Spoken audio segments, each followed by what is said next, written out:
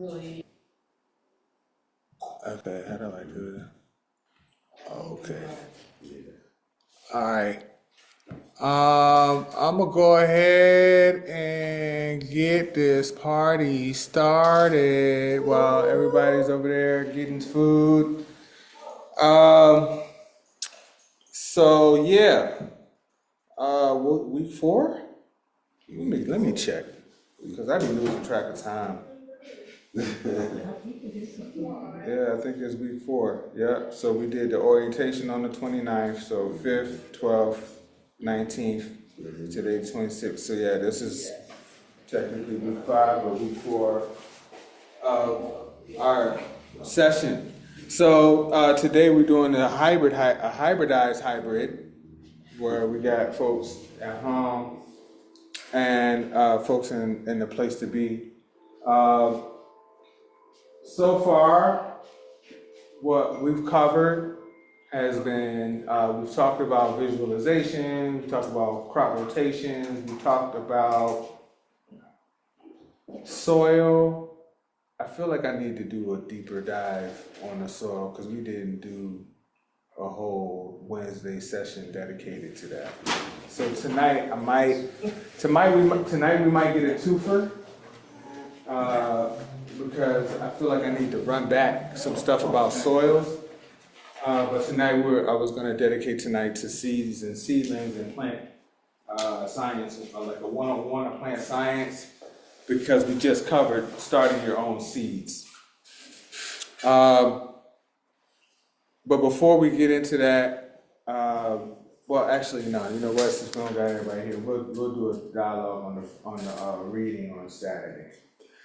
All right, so tonight we are going to talk about what a seed is. We'll talk about the different types of seeds. We'll talk about the process of seed starting. We did that on Saturday, but we'll recap that. And then we'll talk about some of the global issues related to seeds, like, and why seeds are a socio-political issue, right? And where we get seeds from is important, right? And how, if we're gonna talk about controlling our food, if we don't have control over our seeds, then we are out of the locus of control of our food, right? It's kind of like a one-on-one. Hold up, let me pull my notes up.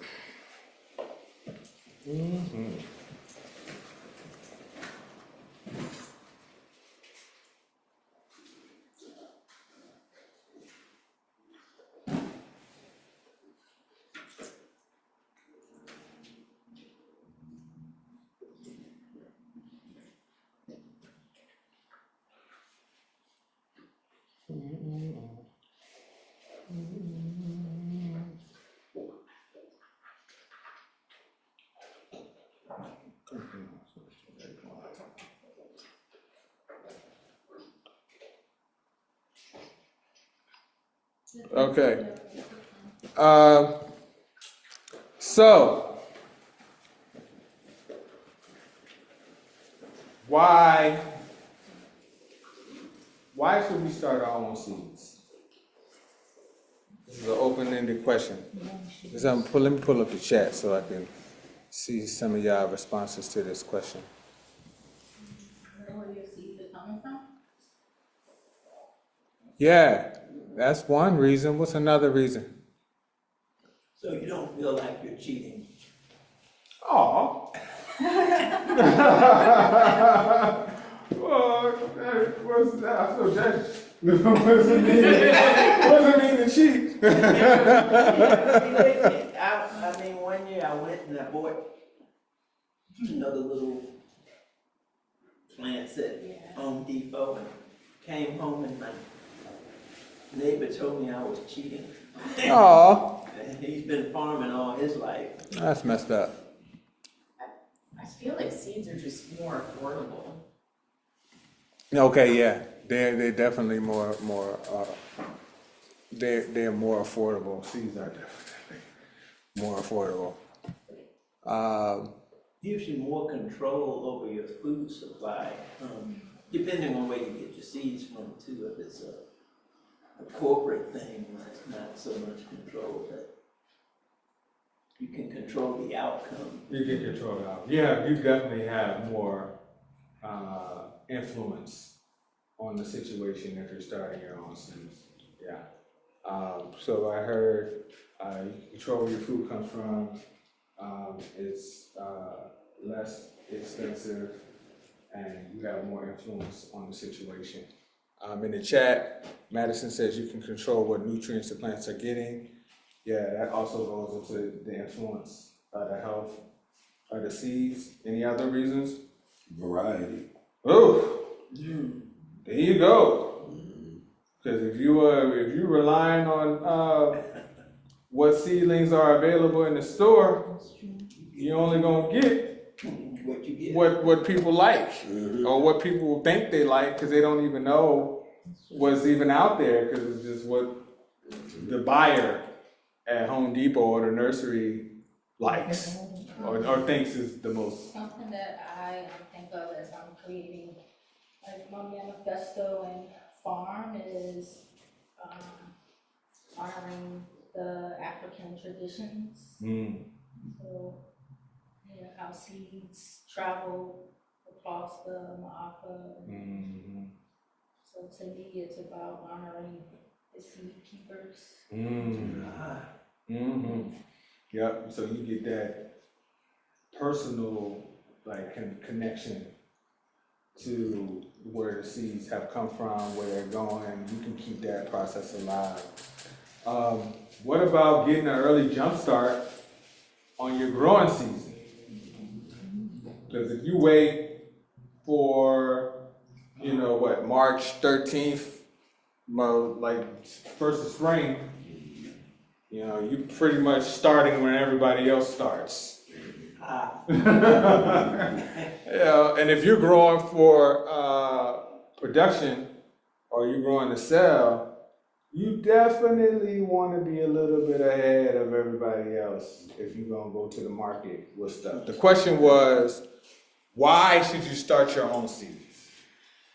For me, starting my own seeds pretty much encompasses all of those ideas. Specifically, I like Sam's answer because, and we'll talk a little bit more about this as the weeks go by.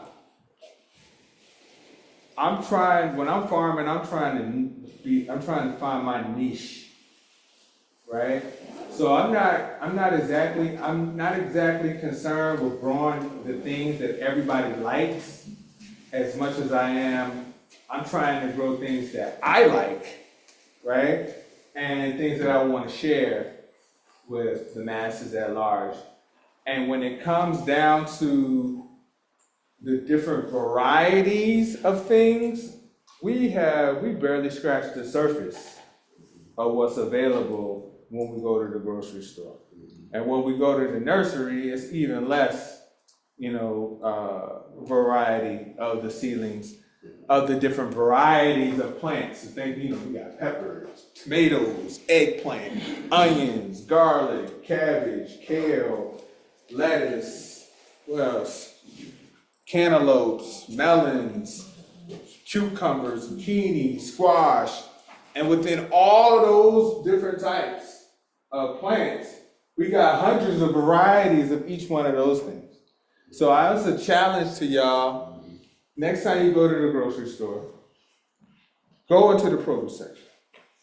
And when you go into the produce section, I want you to go to the pepper section and count how many varieties of peppers are for sale, right? And when you go next, after you do that, go to the greens and count how many varieties of greens are for sale, right? And I promise you, it won't be more than 6. Maybe you might get lucky, you might get 5. But there are literally, just in terms of collard greens, there are hundreds of varieties of collard greens. We were running this, so it's been funny. I had a lady call me today, say she wanted to get collard greens. She called me from Charlottesville. drove down to Richmond to get the collard greens that we have for sale. So she got there, she was like, oh, those are real collards. Because it's big leaves, you know. And I was like, well, I didn't even want to get into it. Because I was like, you know what, I mean, there's a lot of different types of collards. There's, you know, little teeny leaves, there's the big leaves, there's blue leaves, there's purple leaves, you know, there's, what are you doing? There's spicy collards, there's like some that are a little sweet. It all depends, and because we are, you know, we might have grown up in a certain situation, and that's all we saw was the big leaf collards. We think, oh, that's the only collard there is. But there's literally hundreds.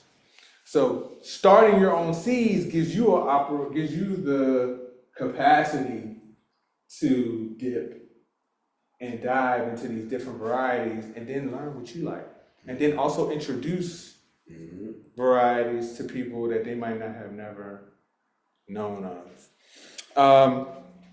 So tonight we're gonna cover a couple things. Thank you for answering those questions. We're gonna talk about vocabulary. You'll hear me saying these words, and I wanna make sure you know what these words mean, right? So when I say seed, a seed is the fertilized egg of a plant, okay? It's not super complex. Seeds contain the plant embryo, okay? And it's capable of germinating and producing a plant, right? You know, we'll talk about the birds and the bees, the pollinators, and all that type of stuff in a second, all right? But the first thing, what is a seed? The seed itself, I talked about this on Saturday, the seed itself has enough food stored inside of its seed case to actually germinate. So just think of like a mom pregnant with the baby that's to come has a placenta, right?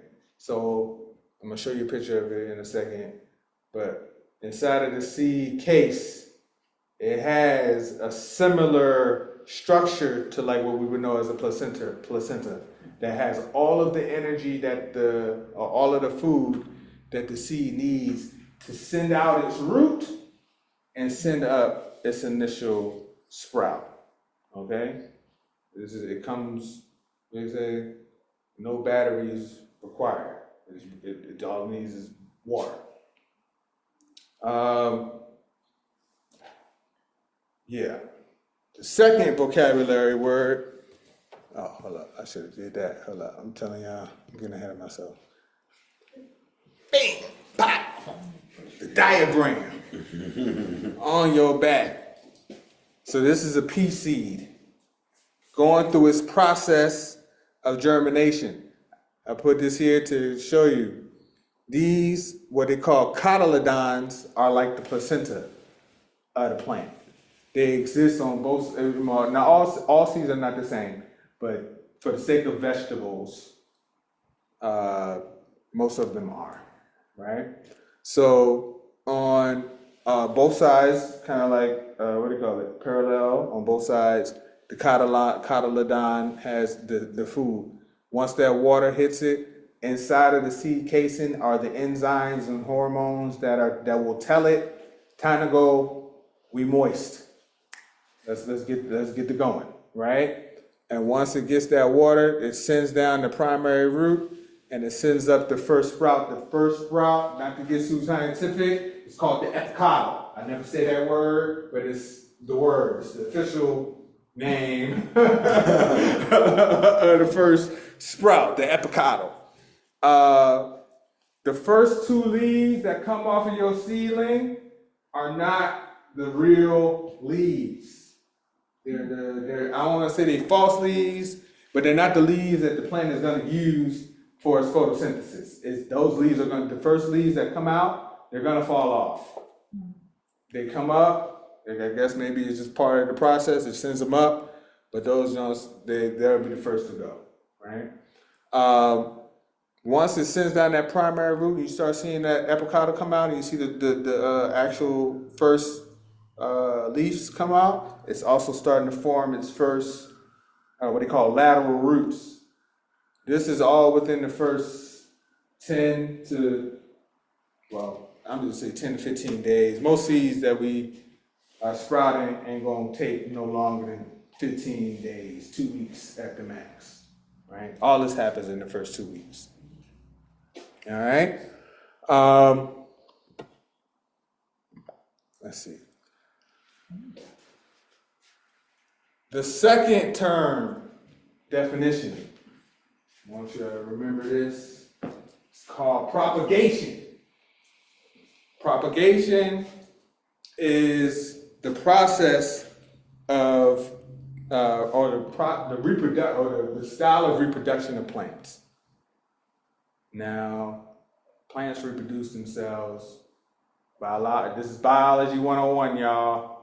Y'all remember the bee flies to the plant's flower, gets pollen on it, then it goes to another flower, puts that pollen inside of the flower. That pollen goes down to the stigma of the new flower, and it what do you call it? Damn, I'm losing my words. Pollinates. Oh no, I won't say inoculate. Impregnates. It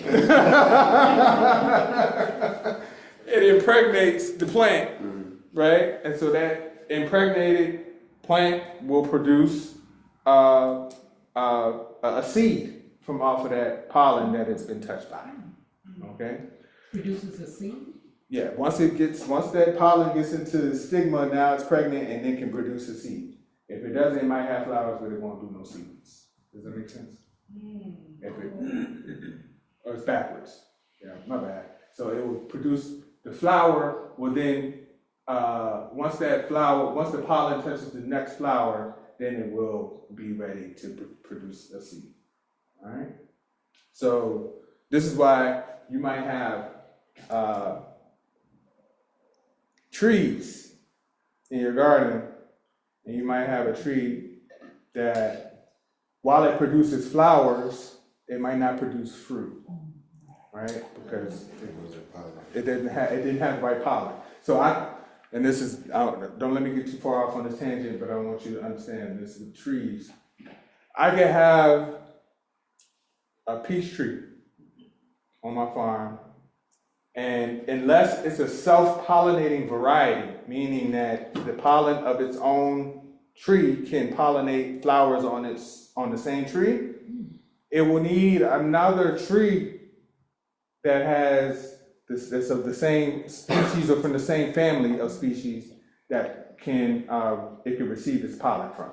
Now, that tree will have flowers on it, but it won't produce any fruit because it hasn't been fertilized, right? Or it hasn't been pollinated by a family member or, somebody that's from its genus, right?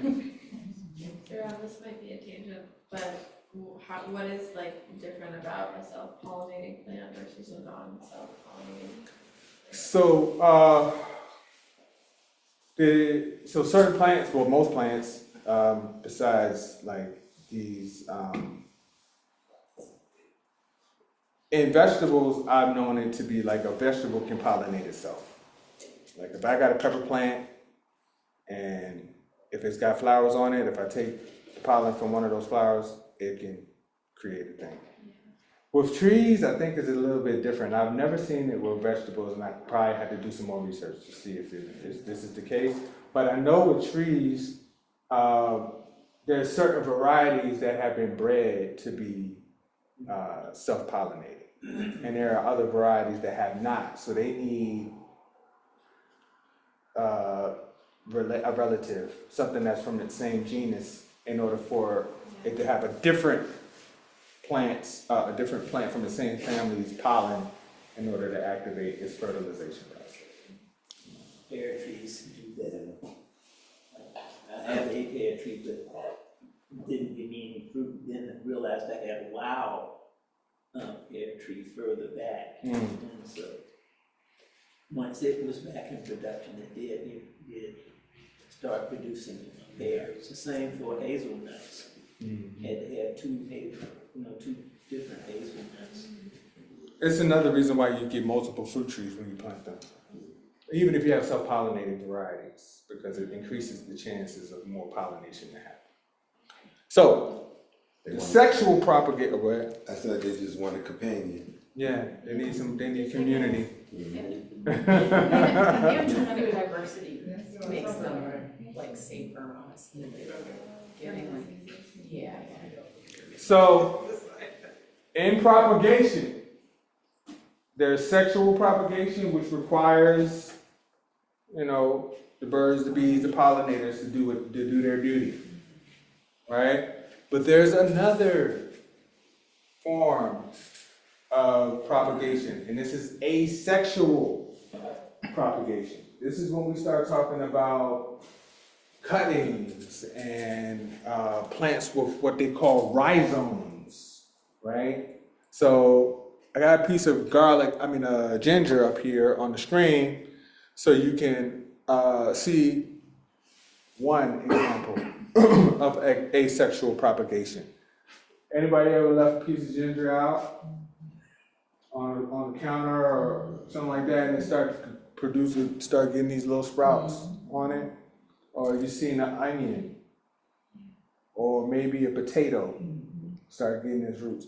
Those are all forms of asexual reproduction, right, that the plant is doing. Along the skin of the ginger, there's little, we call rhizomes.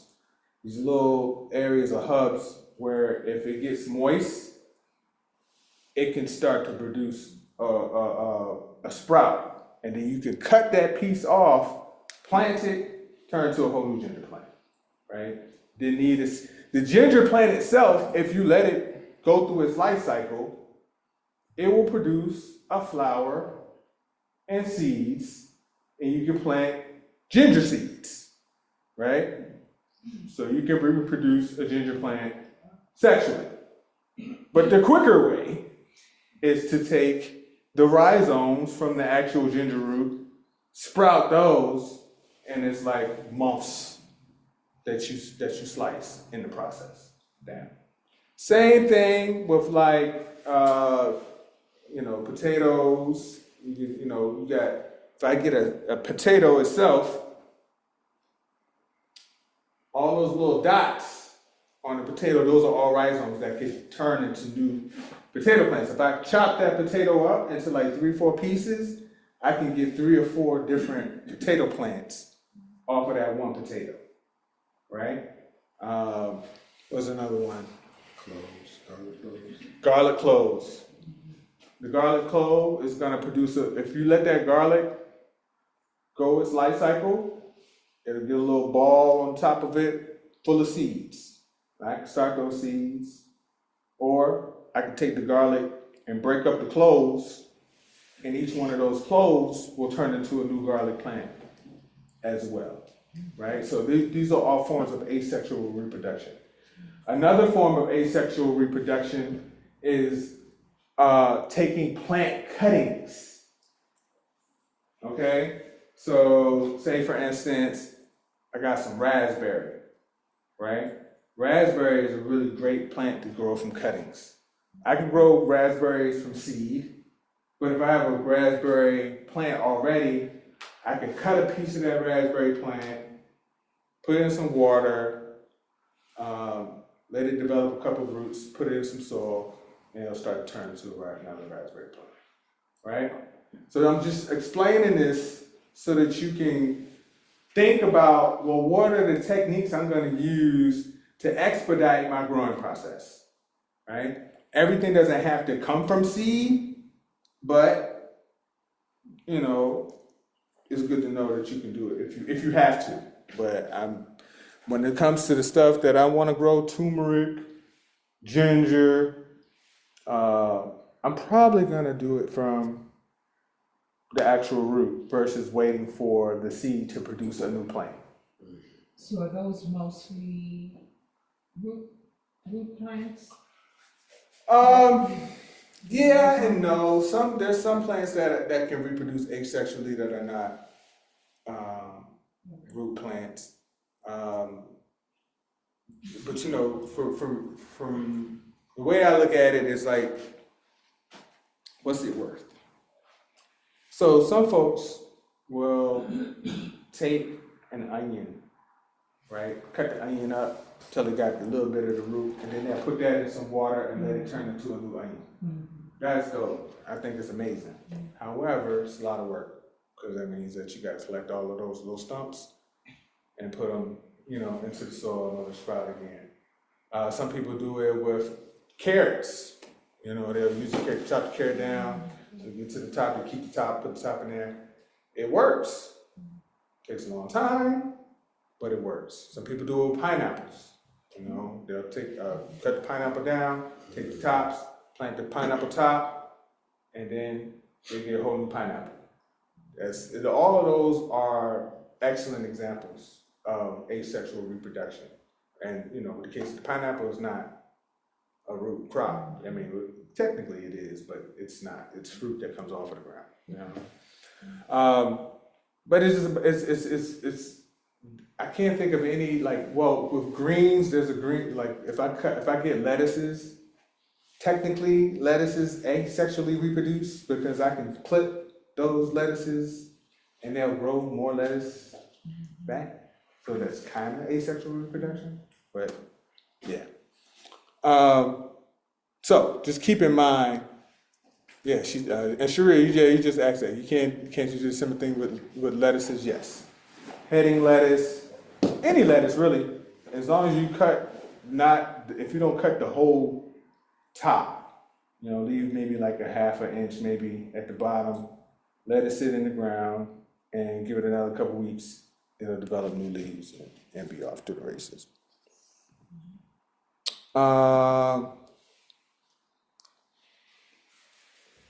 Sexual reproduction exemplified: the bee drunk on the pollen, getting busy, doing what he came to do. Right? And we'll talk about this later when we get to companion planting. And this is for you, shout out to Kieran, who has a real high interest in flowers. When we grow our farms and our green spaces, like we're very like, okay, we gotta have flowers in the mix. We gotta have plants that attract pollinators. And pollinators are bees, they're butterflies, they're flies, there's birds, there's all types of insects and life that helps pollinate your plants. You will increase the productivity of your garden space, especially specifically in the summer, like when you got peppers and tomatoes and cucumbers and squash and zucchini and all those fruiting vegetables in your situation. If you have less flowers, you're basically gonna get less production. The more pollinators that you have in your space, they're attracted to the flowers. So you can actually increase the productivity of your food crops by increasing the amount of flowers that you have in your space. Okay. So this is why when you come to Sankofa, you see that whole tree area where the path is wild. There's flowers that come in that space like on an annual basis. Some stuff dies off, other things come back, but there's always some sort of flowering activity in that space. And we got bees at the farm. So the bees, we don't even harvest the honey from the bees. The bees are there to help increase the pollination of the crops that are inside of the farm, right? So just a healthy tip about pollination. We'll talk about that more. And then the last definition is germination. Germination is the sprouting and development of a seed. When a seed comes in contact with moisture, it begins to absorb water and oxygen. The water and the oxygen activate enzymes that stimulate the seed to grow. Demonstrated in the bean, just like the diagram I just showed y'all. So what we did on Saturday was the start of the germination process. We put our seeds inside of the soil. We put, that soil, put a cap over top of that soil to maintain the temperature. But essentially all of those seeds just needed was that wetness. All right, enough of the definitions. Seeds. What? So when I say seeds, there's a bunch of different types of seeds. And when I say types, I'm not talking about varieties of different plants. I'm just talking like categories of types of seeds. Okay, so we'll get into that a little bit, talk about a little bit of it, so you can, as you go shop for your seeds, you'll know what you're looking at. Okay, the first one is conventional. So when you think of like a atypical farmer who's just like, yo, I'm about to go plant me some corn, some soybeans, some wheat, or some rye, they're typically copying what they call conventional seeds. And the idea is that these seeds might be treated with something, a pesticide or a fungicide, that will help that seed go from, its seed state to its full plant form without the farmer having to go through a whole bunch of, weeding or worried about the plants rotting from fungus that might be inside of the soil. Now, for the most part, when we start to grow crops, when we're looking for stuff, you are not probably shopping at the same place that the farmer is gonna go get corn seed or soybean seed or pea seed. But if you do, you might get a better price. But they'll beware, buyer beware. They may have been coated with a pesticide, i.e. they might have sprayed something on the seed to keep pests at bay. Is that safe for you? These are questions you gotta ask yourself. Is this something that I want to risk putting inside of my garden? Is this conventional seed going to also affect the biodiversity of my garden space? If it's gonna block some pests, what pests is it gonna block, right? If it's gonna block some some sort of fungus, is it gonna affect the mycelium networks that I'm trying to develop inside of my soil, right? I'm not here to tell you one way or the other how to handle your situation, but I tell you that we avoid any seeds that have been coated with pesticides or fungicides. Okay? And is that listed on the labels? Sure, it should be, yes. Yes, when you pick them up, you should be able to see it on the label.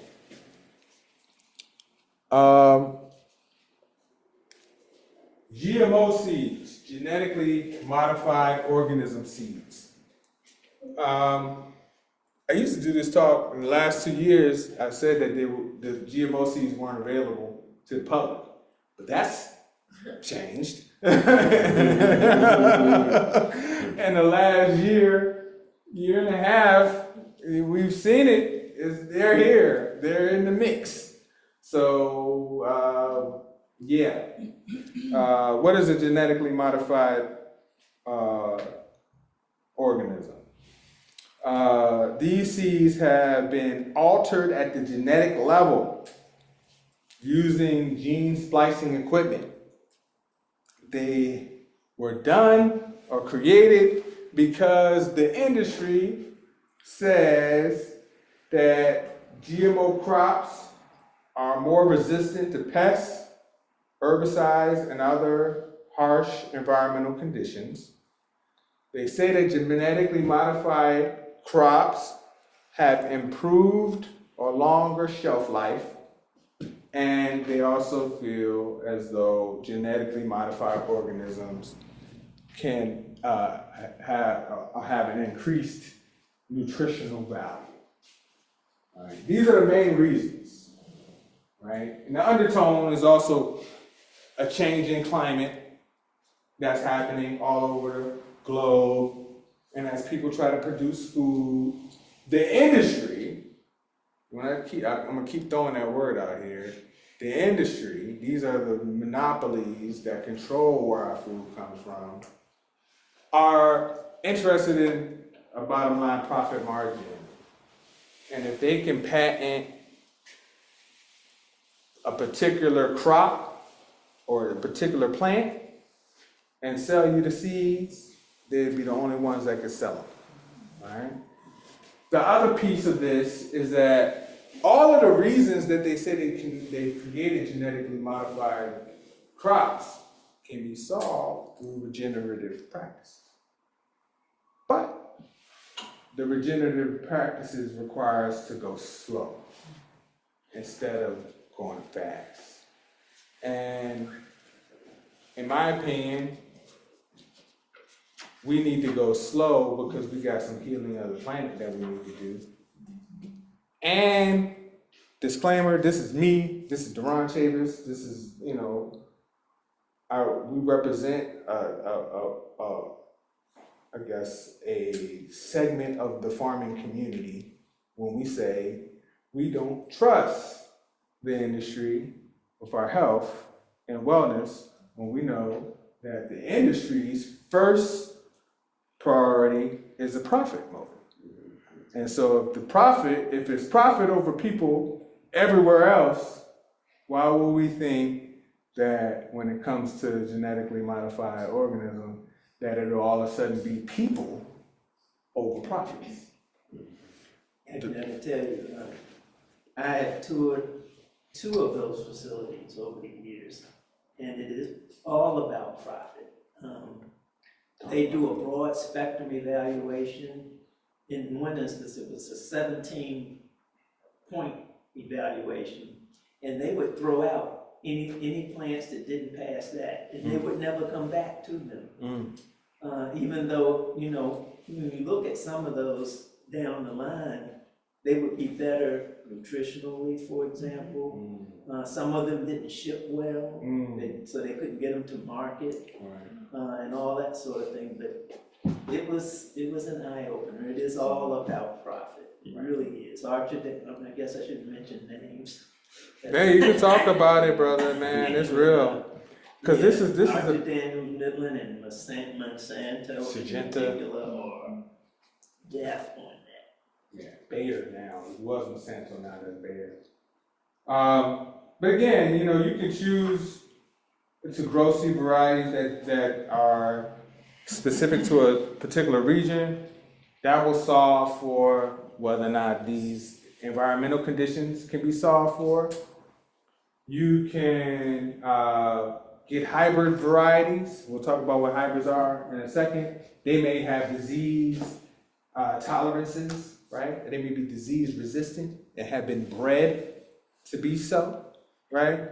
And then if you work on the health of your soil, your crops will be nutritionally dense. So, I'd rather not I'd rather not increase the chances of me eating genetically modified organisms, especially if I'm working to be sovereign and in control of my food system.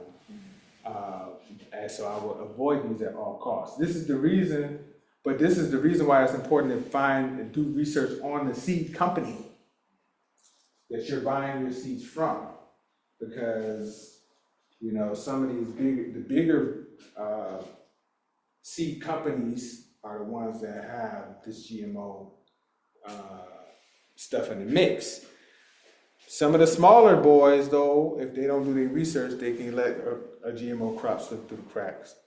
And I'll try to find an article about what happened with Baker seeds and post it in the chat, because it was a mess. And it was like somebody was like, yeah, I think it was a purple tomato. I think it was a purple outside, purple inside. Oh. Yeah, the purple outside. It allowed that fact. Yeah, the purple outside, purple inside tomato. It was different. The company, Baker Seeds, prides itself on heirloom varieties. You know, no GMO, no chemical, all that stuff. They're like, you know, the champions of that. But they outsource their seed production to private farmers. So if you're a private farmer, you can sell seed to Baker Seeds. Well, they went all hands on deck promoting this purple tomato with the purple insides and the purple outsides. And people were like, well, where did this come from? Like, you know, people started asking questions. And, you know, they were sketchy, the conversation about where they got it from. And come to find out, the people that had made this were genetically modifying the seeds in a, you know, in the laboratory, what have you. They had spliced it with something else. I can't remember what it was. But they ended up selling the Baker Seeds. The Baker Seeds sold a bunch of them giants to people all over the country. And people were like, oh my God, you know. I was like, damn, that's sad. But the reason why we are, this slide used to be accurate. I'm just sharing it so that you are aware. These are some of the top crops that are genetically modified. Tomatoes, there's rices that have been GMO'd, wheat, cotton, alfalfa, corn, beets, soy, salmon. I met a guy. I was in DC doing some lobby work, and I met one of the Inuit fishermen that farm salmon, that fish for salmon. And he was like, yo, the American public don't even know that it's genetically modified salmon that's in the marketplace right now, and it don't got no label. You will not even, it's because the people that do the genetic modification of the salmon will sell the salmon to Russia or Japan, and then Russia and Japan will sell it back to the company from Russia or Japan and sell it back to the United States, and they don't have to put no label on it. And it was like, yo, this is crazy because it's frankenfish, it's not real salmon. These are salmon that have accelerated growth cycle. They've been bred to go from, you know, small fish to full fish in like months. It was not supposed to happen like that. Spicy with Do you usually tell like wild caught between farm raised, or what, we don't even know anymore at this point? We don't even know. So, so this is why I say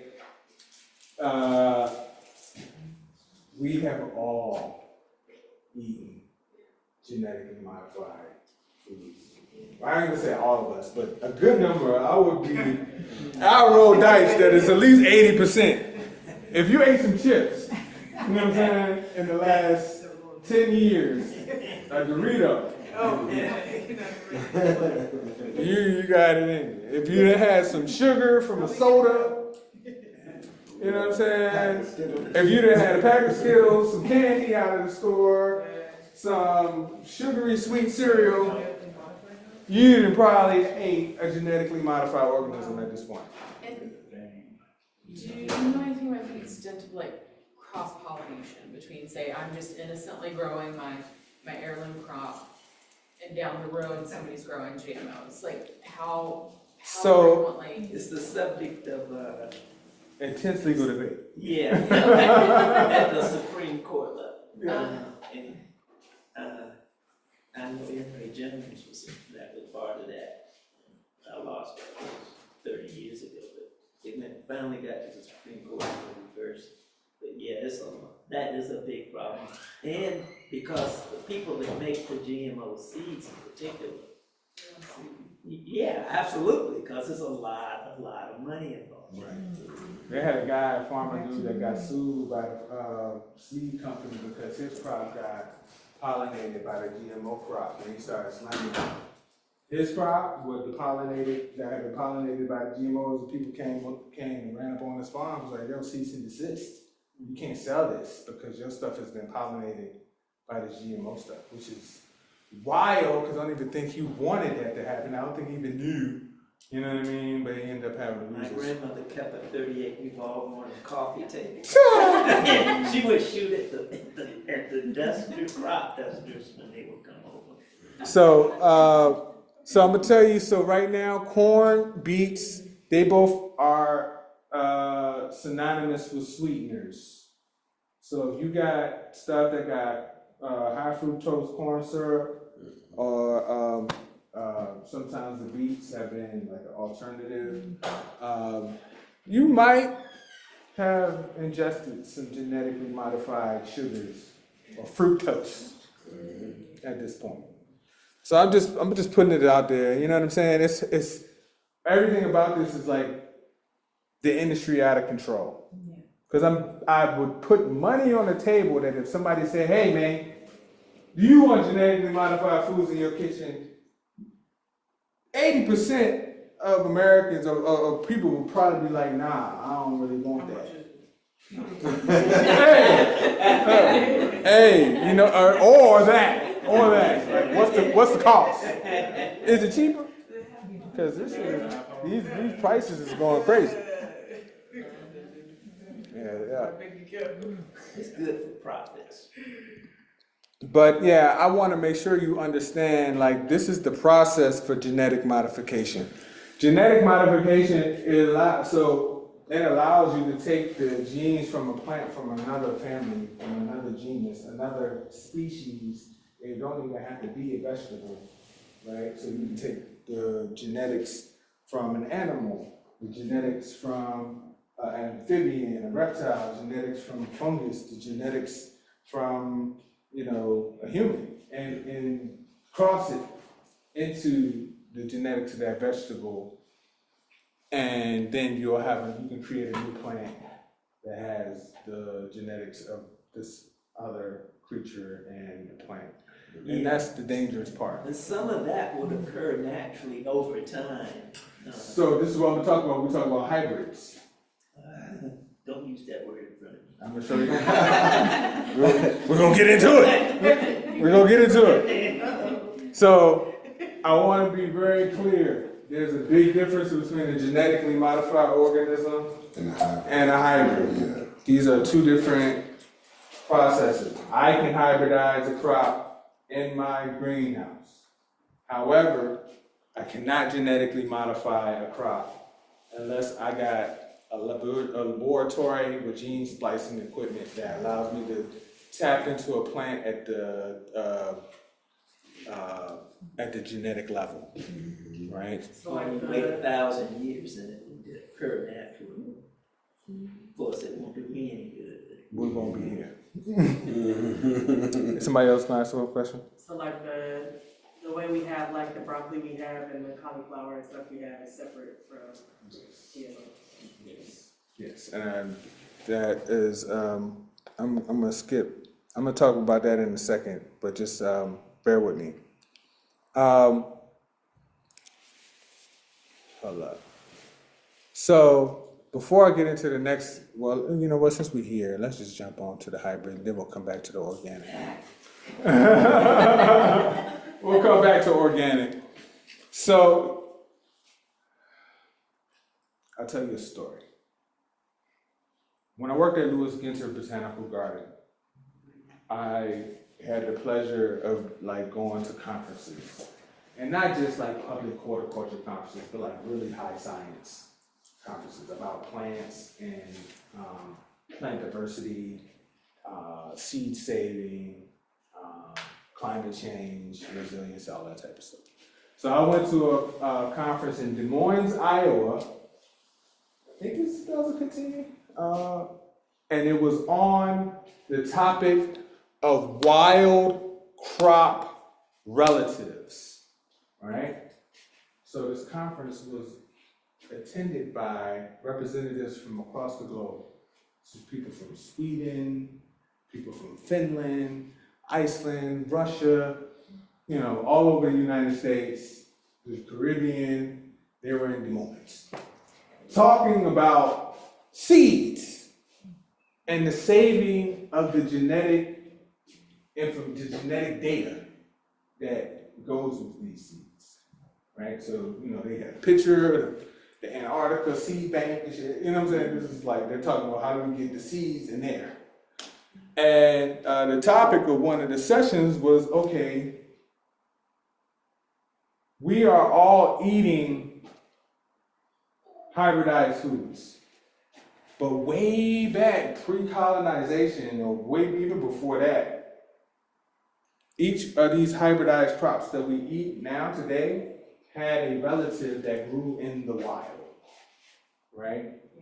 And those indigenous foods, they were like, we need to get the data from those and put those in the seed bank so that we have the widest range of genetic information, because all of these are, you know,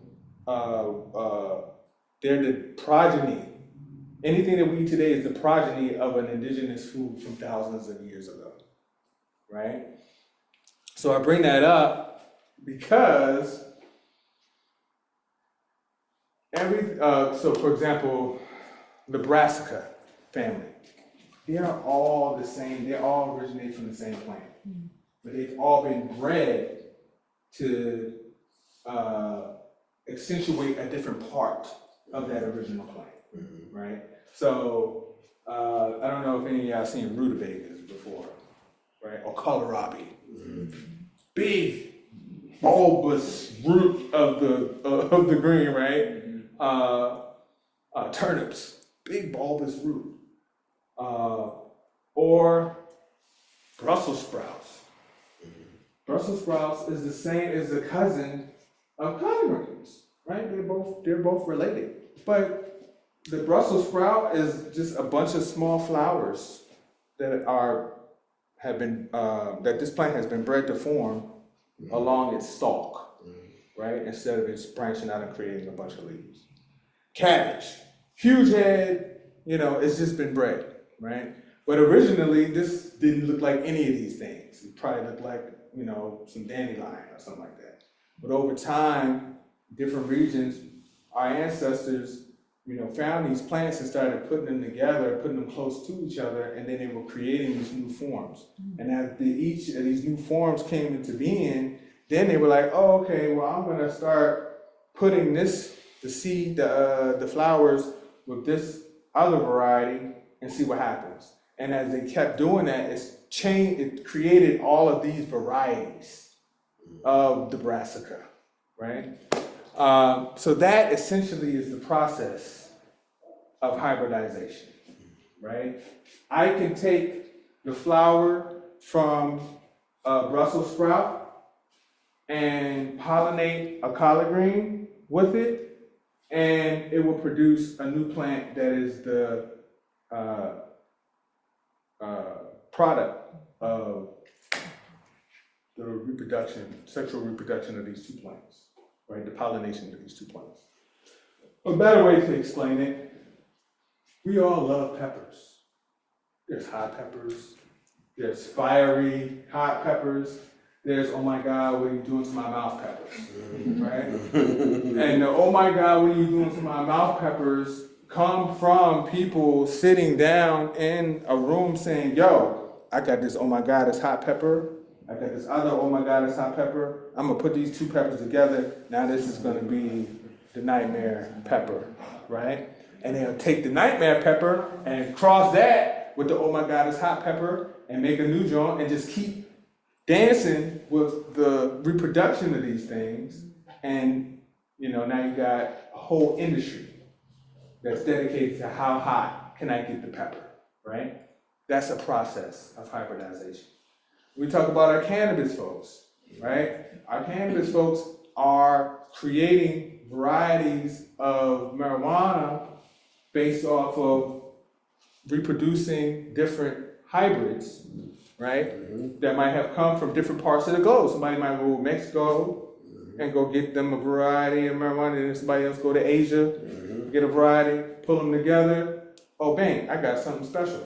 And so create a whole industry of cannabis types and qualities. Some indica, some sativa, some a nice blend of the two, you know what I mean? So the hybridization process is the process, the hybridization process is the process of you taking two plants of the same variety, right? Or the same family, right? Cabbage to cabbage, pepper to pepper, marijuana to marijuana, right? Eggplant to eggplant.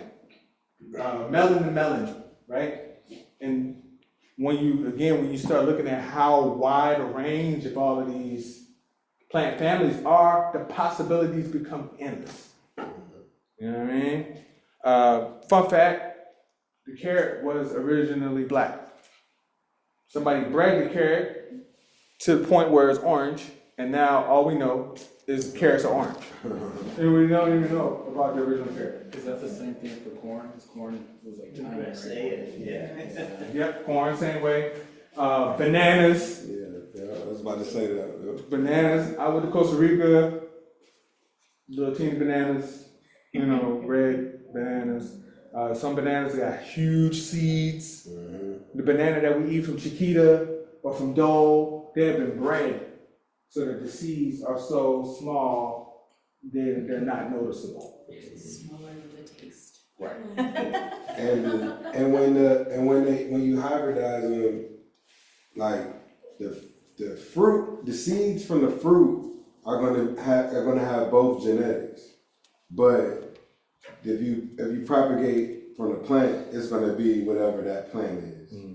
It's gonna be the exact same. Yeah. And then the That's seed. how they make their money. Yeah, and the seeds are they're like humans, you know, like you got brothers and sisters. They like one might be tall, one might be short, one might, you know, have purple fruit, one might take after a grandparent, and so on and so forth. Jaws in there, she said some wild carrots, Queen's lace, and are light yellow, white, and cream.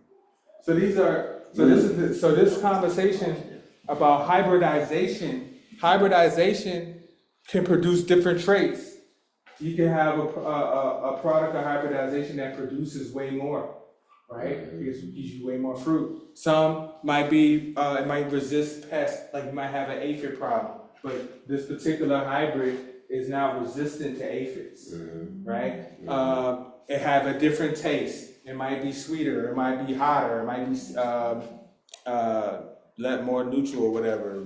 It might have a different size, or it might be a different shape, or it might be a different color, right? Or it could be, tolerant to like longer periods of no water, right? Or it might be tolerant to way more water, right? It's all about the characteristics of the parent, right? So when folks hybridize these things, this is where we get it from. So this is a diagram that basically talks about how we cross. It says peppers, but it could be anything, right? Basically, they're crossing the spicy with a milder version. Parents choose two plants with desirable characteristics you like to combine. The pollen donor is considered the father, while the recipient is the mother. Ideally, you should cross both ways. So like I'm gonna put pollen from this one into this one, and put pollen from that one into that one. That way it can ensure successful fertilization and always, pollinate several flowers. Cross-pollination, where my thing at? I'm just reading this because it's probably small. Yeah. Cross-pollination, you take the pollen, unopened flower, choose an open flower from the mother plant, carefully cut all of the petals and the stamen, leaving just the pistil to be pollinated. That's a little tip of the thing. It's a whole nother innuendo. Cover the pollinated flower with a baggie to avoid self-pollination, right? Not the open flower, closed flower. Once you get those seeds, what they call F1, that's like the first generation of the thing, right? The F1 seeds will contain 50% of the genetics from the original parent plants. The resulting plants will show some traits from each of the plants, and it will be very consistent genetically. What happens, you got to do this process of pollinating multiple times. So once you get the seeds from this crossing, you're gonna grow that plant, right? Or grow multiples of that plant. You're gonna then take those plants and make sure that they pollinate each other. I think my professor told me it was 7 generations. Like 7 iterations of this crossing, and the genetics will lock. And then you can put those plants out in the field and it will repeat. It will create a new, it will reproduce consistently. I.e., I can take that plant, put it in the field. When I collect those seeds, I plant those seeds again, it'll be the same as the parent, right? If I don't do that several generation thing, then when I plant that plant, it might revert to one of the parents. Does that make sense? Let's see. Now, I've done this before on accident. My first garden, the first garden I ever grew, I had multiple squashes. And I had multiple squashes in the garden. So I had butternut squash, I had yellow crookneck squash, and I had I can't remember, it was like a third squash. When those squashes got to producing, I had a squash that nobody had ever seen before. It was lumpy like pumpkin, you know what I'm saying? But it didn't have the color of a pumpkin. And I was like, I know I bought butternut squash, you know what I'm saying? So this is why I'm telling you that this is a process that happens naturally. After 7 generations, you can actually rename that as a Duran I know, right? squash. I should have kept it. I should have kept it. I didn't even think about it. This actually becomes a new variety that you get to name yourself. So I know that we live in an era where there's like a lot of conversation about hybrids. Like there's some folks that are like, yeah, you don't want to eat that. It's a hybrid. But I challenge us to think critically about food and about plants, right? If this process of hybridization can happen naturally in nature without me even being involved, what is the challenge of me eating this for my own, digestion? It's real food. It's nature allowed it to happen, like right there. When I dropped 2 seeds and then they did their thing, and then I ate it, and it's okay, right? I heard people say like broccoli is a hybrid and this, that, and the third, and we should avoid it. Broccoli is basically the flower, the flowering head of a brassica plant. It's just the same as the leaves, right? Or a head of cabbage. It's just a different part of the plant that has been bred to grow in that way. Okay. You know what I mean? I know it's tough, but it's just. My problem with hybrids is this. I call it the horse and the donkey problem. Is that companies will produce these hybrids, but they will produce hybrids that do a couple of things in particular. A, they are almost sterile in the seeds. Because this is how they make their money, which means you have to go back to them and buy more seeds from them. And that's my biggest problem. Yeah, that's true. So the process of hybridizing, you can patent it. You know the law. You're a lawyer. And I can actually give it a name, and I can sell it, and I can be like, oh, you selling that? Run me my check, because you selling my variety, right? So you see pluots. You ever seen pluots? That's a hybrid. Somebody, the plum and the apricot, they're cousins, right? Somebody branded it, pluots. It's a plum and apricot. So they branded it, and so now they like, yo, anybody selling pluots, you gotta come through me on some more, training days. Putting kisses on all.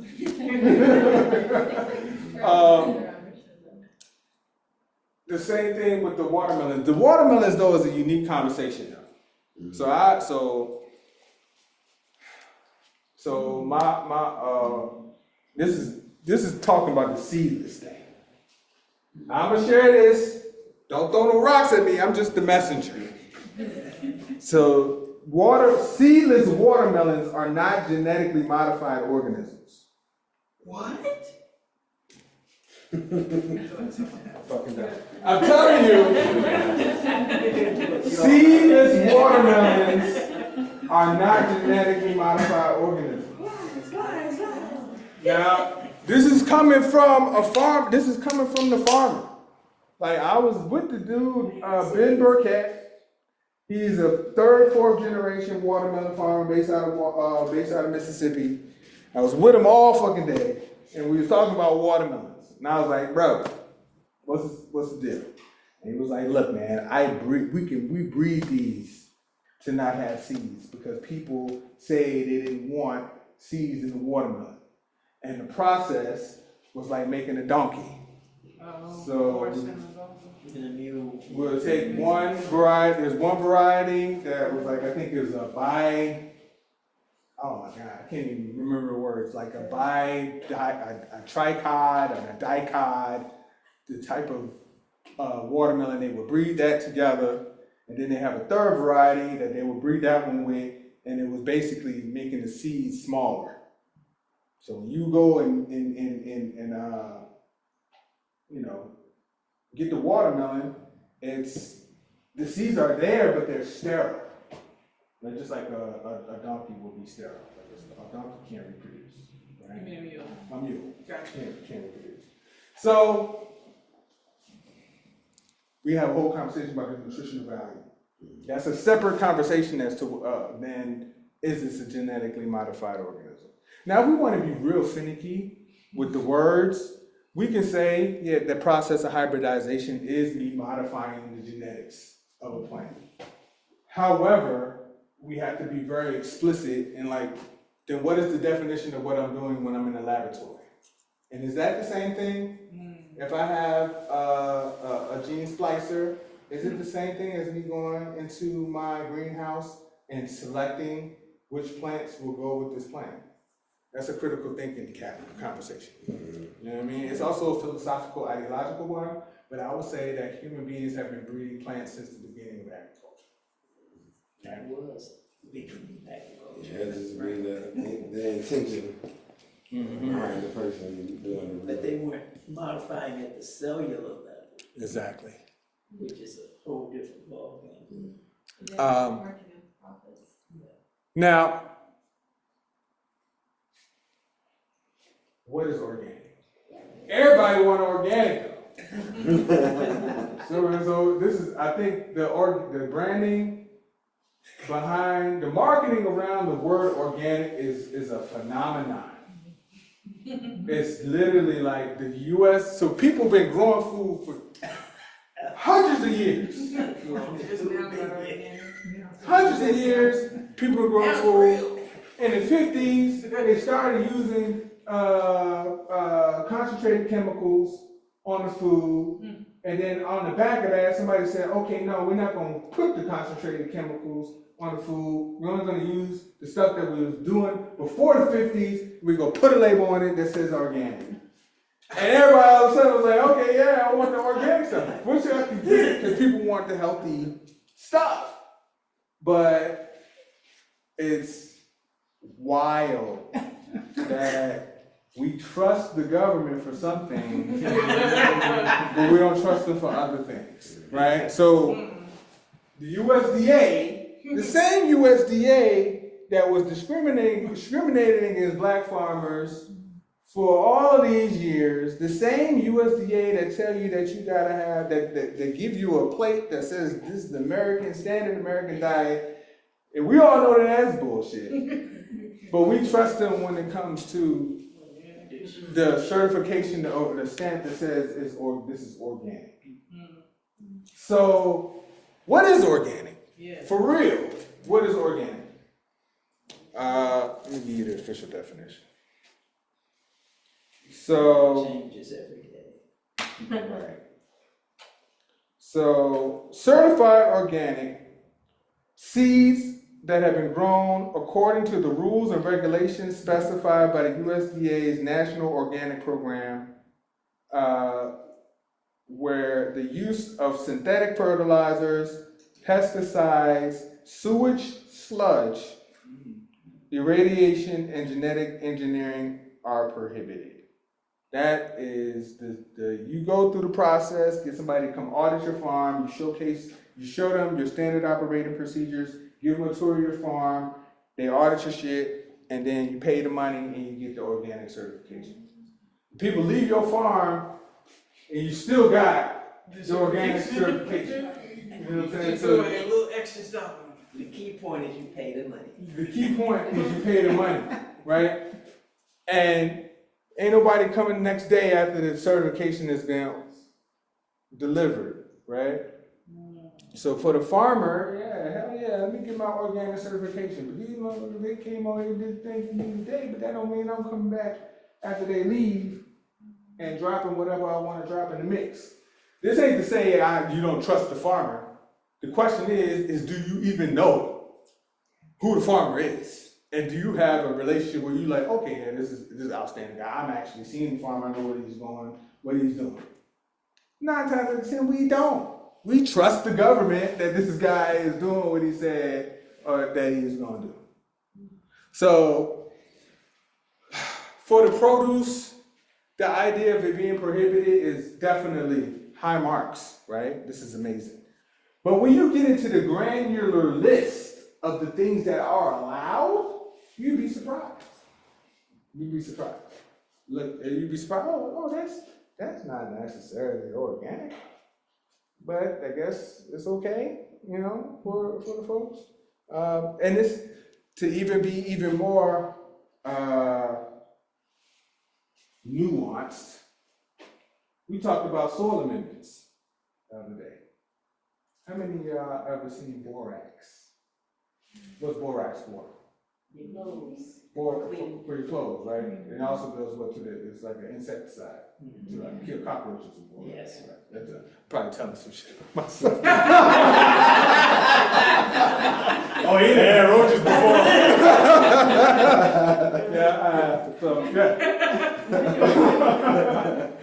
So there is a nutrient called boron that is not naturally occurring. Like it doesn't happen. You don't get boron just like I'm gonna get this out of some seaweed or some kelp or some shit like that. Boron is a very specific mineral. The shit is it's very poisonous. You put shit in my booth. You don't need a lot of it. So you get the boron. The only way you get the boron is you gotta go to a chemical company and get the boron. But we think organic means no chemicals. So how do you get the boron? Boron is a chemical that if you don't have boron, it'll be a nutrient that will be lacking inside of the soil. So this is a quandary, right? Because I say organic means no chemicals, but there's a whole field of study that's called organic chemistry, right? But we say no chemicals on shit. So how do we deal with organic chemistry and it's organic? I thought there was no chemicals, right? This is where you gotta put your thinking caps on, right? Because there's chemical reactions happening underneath the soil every second. So you have to discern, okay, well what exactly is the chemical? Is this a process that somebody had to refine this thing down in order to create it and then I placed it on the thing? Or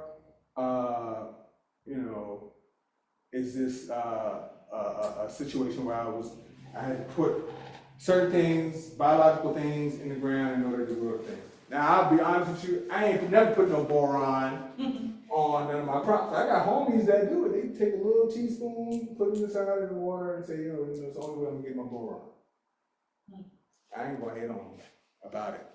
But I bring this up just to challenge you to think about what's your emotional connection to the word USDA organic? Right? Is it really a scientific like you did the critical thinking, like I fuck with this organic shit because I know it's for a fact the best thing ever this is what we need? Or did somebody put this logo up in front of you and then you accepted it as the gold standard? I ain't gonna ask no questions. Could you give some more examples of like greenwashing, like free range, pasture raised eggs, all that stuff? So I'm not gonna go too deep into the livestock conversation, but I do know most feed that is given to cows, chickens, you know, it's not necessarily. I would say that a lot of that list of GMO crops is where a lot of the feed comes from for your livestock, right? So if somebody is doing free range, that means that when they're doing free range, the way free range cows or chickens occur, well, chickens is different from cows, but for pasture raised cattle, usually the farmer has sections of his farm that they've sown a crop, grasses, you know, rye, some other shit. It's like a large, it's like a wide range of different things. But they'll section off their farm and sow the empty sections with this grass, right? Let the cows live in one section, and then they move them to the next section, sow the section they just left, and then they just keep rotating them inside of these paddocks, right? But again, I guess the question is like, are you watching them do that? Because there might be farmers that are just like, they leave them inside of the can or the pan, and then they just drop some stuff inside the trough and let them eat. Same thing for the chickens. A bigger problem with that is drifting from a GMO field, say, of ale grass. Yeah. And it was one crazy guy came and he had a grass ale that had a kill switch in it. Like it would generate glyphosate at a certain end point of his lifestyle. Yeah. And I'm like, really? You think I'm gonna eat this? Yeah. So it's some crazy stuff that's out there. With the chickens though, this is about this in the pot. The chickens is a little bit, it's tough because you could say that somebody could just, all right, you could, I got chickens in my backyard, right? I have to feed my chickens. So I have to go buy feed, give the feed to the chickens, right? So somebody said they got free range chickens. What's being implied is that these chickens are just, you know, Naturally living yeah, just roaming and collecting their food. and eating their food out of the bugs that they find in the ground. They're foraging their food. But that's not, if somebody has hundreds of chickens, brother, that's not what's happening. Yeah. You ain't gonna make money like that. Yeah, like most folks that are raising meat birds, or even laying hens, they feed their chickens something that's not just the bugs inside of the And ground. then they got special hard-working government chickens that they use for producing, inoculants Right. and things like that. Yeah. And those are secret, presumably secret locations. But You they know, are you some put me very on some shit I hard-working ain't heard of. government chickens. Government chicken. It sound like government cheese. But no, so with the chickens, I'm gonna drop this in the pond. So somebody can have a space that they have covered, and they put those chickens inside of that space, and they let those chickens out of the cage, and they doing their thing in that space. They call it free range. So it's not exactly what we think. Oh yeah, you see the commercial. The chickens running around in the grass, and the little kid running after the chickens and shit. That's free range in your mind. But Tyson's is right up the street, and you can go and see. Ain't no chickens running around. Ain't no chickens running around the field at the Tyson's Purdue lot. That's not how it goes down. So yeah, the greenwashing is real. Can I ask one more thing about organic? I heard from like a small farmer, like they were practicing organic practices, but they couldn't get certified because like it was expensive and, you know, they couldn't account for like the other farms nearby. Is that a factor of that as well? Yeah, so yes, most of the farmers that I know, a lot of the farmers I know be like, first of all, they don't even fuck with the USDA like that, so they're not even going in there. Yeah. The second part is like folks be like, yo, I can't afford it, so I'm not going over there for that reason. But that doesn't mean that there aren't other certifications. So there's a certified naturally grown, which is a peer-reviewed certification. So your peer farmers in your region will come and do the inspection on your farm to assure that that you're doing the thing the way that you say you're doing the thing, regenerative and all that type of stuff. That's the one that we are working on getting. We've been trying to get scheduled with somebody locally to come give us our certification. There's certified naturally grown, organic, and there's one more. I can't think of what the third one is. I'm put it in the chat because I'll probably go home and remember it from there. But I'm gonna throw this in. I'm gonna throw this last piece in here. I'm gonna move on from the organic thing. Produce, organic, and value-added product, organic. These are apples and oranges. Okay. Remember this. I go to the aisle, and if it got the label that says organic on it on the shelf, it's not the same organic as what we're talking about when somebody's farming. Okay?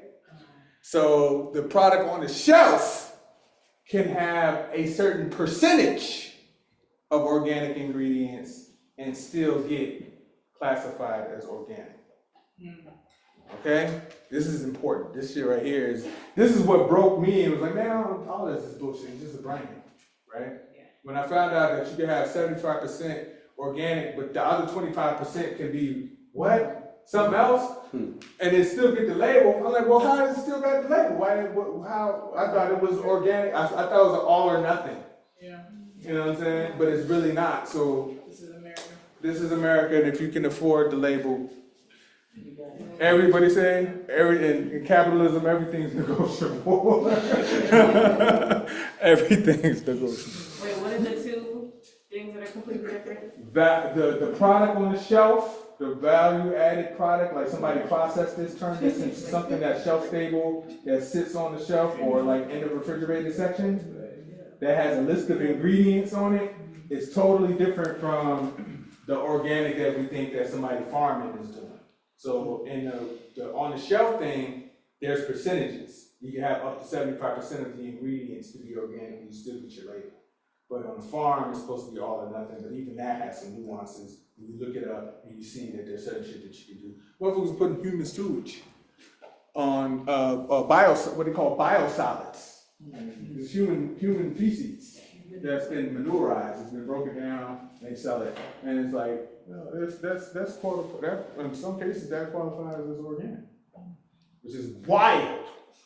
Like how Do these humans eat all organic? Yeah, that's what I was like. do you know what they eat? They're not the organic. Free range humans? How do you know what they eat? How you know? And then even down to the cat. So if I get compost, so this is where it gets real. Funky. Yeah. How do I even know what the cows ate? If I use manure as a compost, how do I know that the cows didn't eat some genetically modified feed and pooped out that in the manure, and then that's being broken down and using that as my compost? Can you test the pH? I don't know. It doesn't even. This is a test of pH. I have no way. Some people, you know, it's all of these are different factors. So this is why I personally, if you ask Ron Chavis, do I trust the government? I say no. I don't trust the USDA. I know farmers that have been burned by them, that got, you know, their land taken and some more shit. For that, by itself. Like everything else, like, yeah, we're gonna do our dance and get our little programs as much as we can. But as far as them telling me what is the best practice, like, okay, I heard that, thanks. I take that into consideration, and I have the things that I'm doing. You know what I'm saying? The NRCS, Natural Resource Conservation Service, is probably the only department of the USDA that I trust. Because they are the people that are there.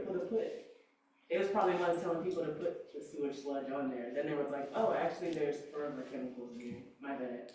And then the government, they just came out and said they're gonna allow these forever chemicals to go. This is the EPA. I was like, how y'all got the EPA saying y'all gonna release forever chemicals? And then you got the dude from the what was it?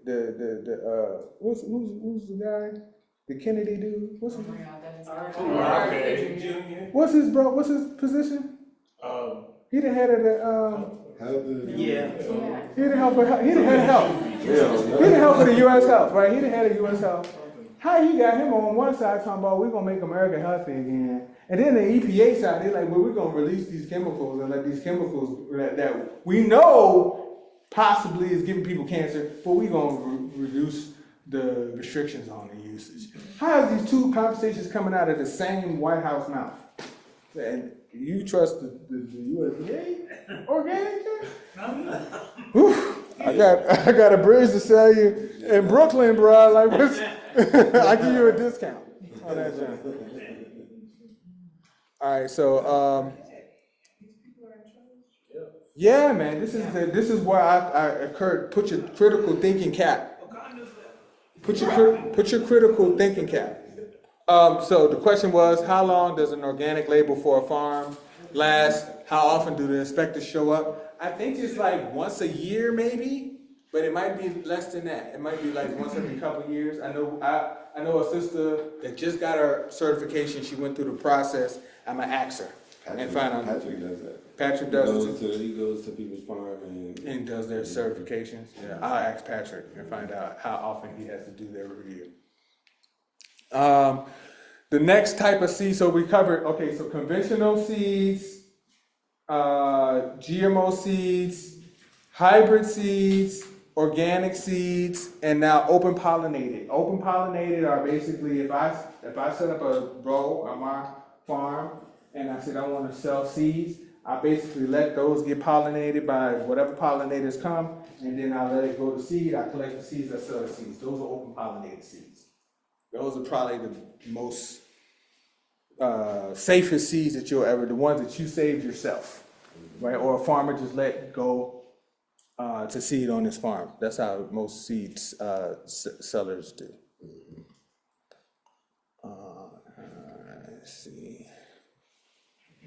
And the last category of seeds that I'm going to talk about tonight are heirloom seeds. Heirloom seeds are essentially any seed that has been passed down through generations for 50 years or more. So any seed that has been passed down through a family legacy, that will be a heirloom seed. It's basically like heir's property. You know, I'm an heirloom seed. This heirloom seeds is a really unique thing because it's so many stories connected to these seeds, and there's so many different varieties. They're regional, right? They're global. There's seeds that were specific to a particular part of the globe. That, you know what I mean? This particular pepper came from Angola, or was raised in the Bhutan region, or was the Bali in Thailand. It's one of a kind. It's only found there, and now we've gotten the seed, and right? The heirloom seed conversation is also important because it allows for us to hold space for the safeguarding of biodiversity, right? By us saving these seeds, and people, not just us, but people all over the globe, saving these seeds, we're preserving cultural traditions, cultural legacies, and we're also preserving the diversity of food that will touch our palate. Like, if we don't save heirlooms, because these are not like on Front Street in the grocery store, they will go extinct. They will disappear. Like, literally, if nobody grows these things, they will no longer be available, right? So going back to the grocery store conversation, if the only varieties of peppers are the 5 or 6 varieties that you see in the grocery store when you go next time, imagine how many hundreds of varieties are lost that you would never ever have the chance to experience. I used to not like eggplant, right? I couldn't stand it. Like the Black Beauty eggplants, I was like, no, I can't taste it. I don't like the texture. It's not for me, right? Then I found some Asian varieties. And, you know, we started using those in the eggplant parmesan.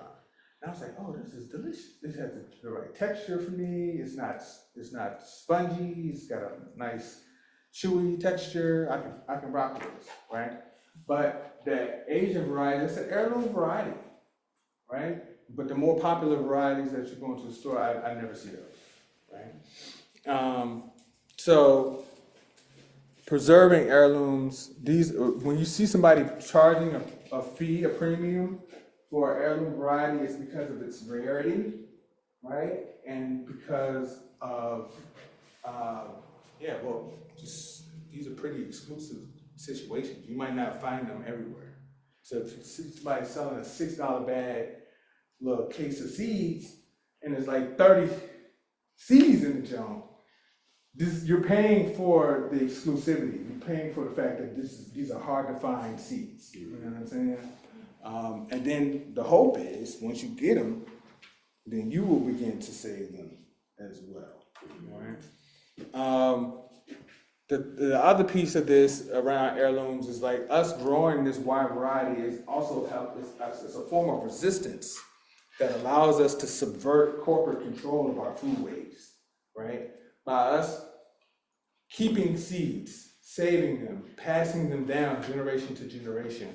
Every time you grow that seed in your area, you're making that seed very specific to the, so for example, I think we might have a case for these, for those celeries that we are, if we keep growing this, if we, you know, we're in Trinity, we got that one celery plant that's like 4 or 5 years old.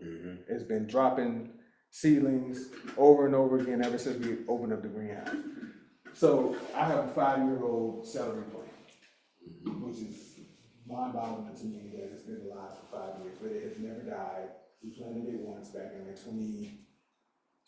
this was before you started talking about us.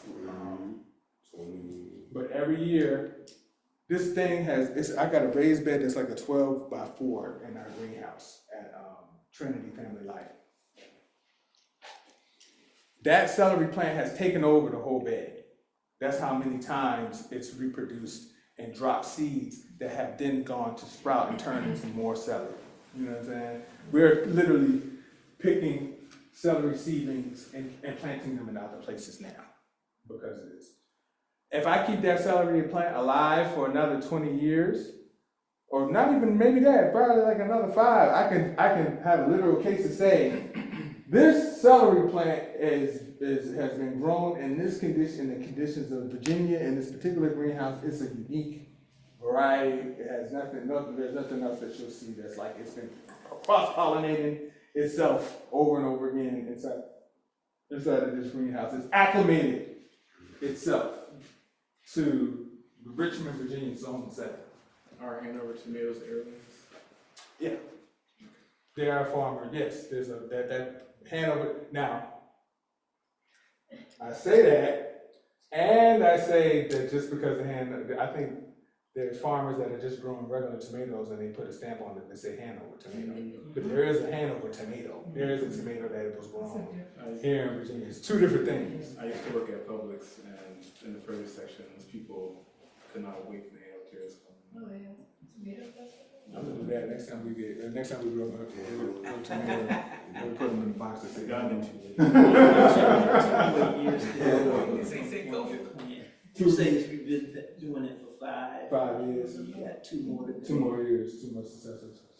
So anyway, back to what my point is, we should grow heirlooms so that we can subvert corporate control of our food, because if we're only gonna use the 5 or 6 varieties of everything that's inside of the grocery store, eventually that'll be the only thing that'll ever be available to us food-wise.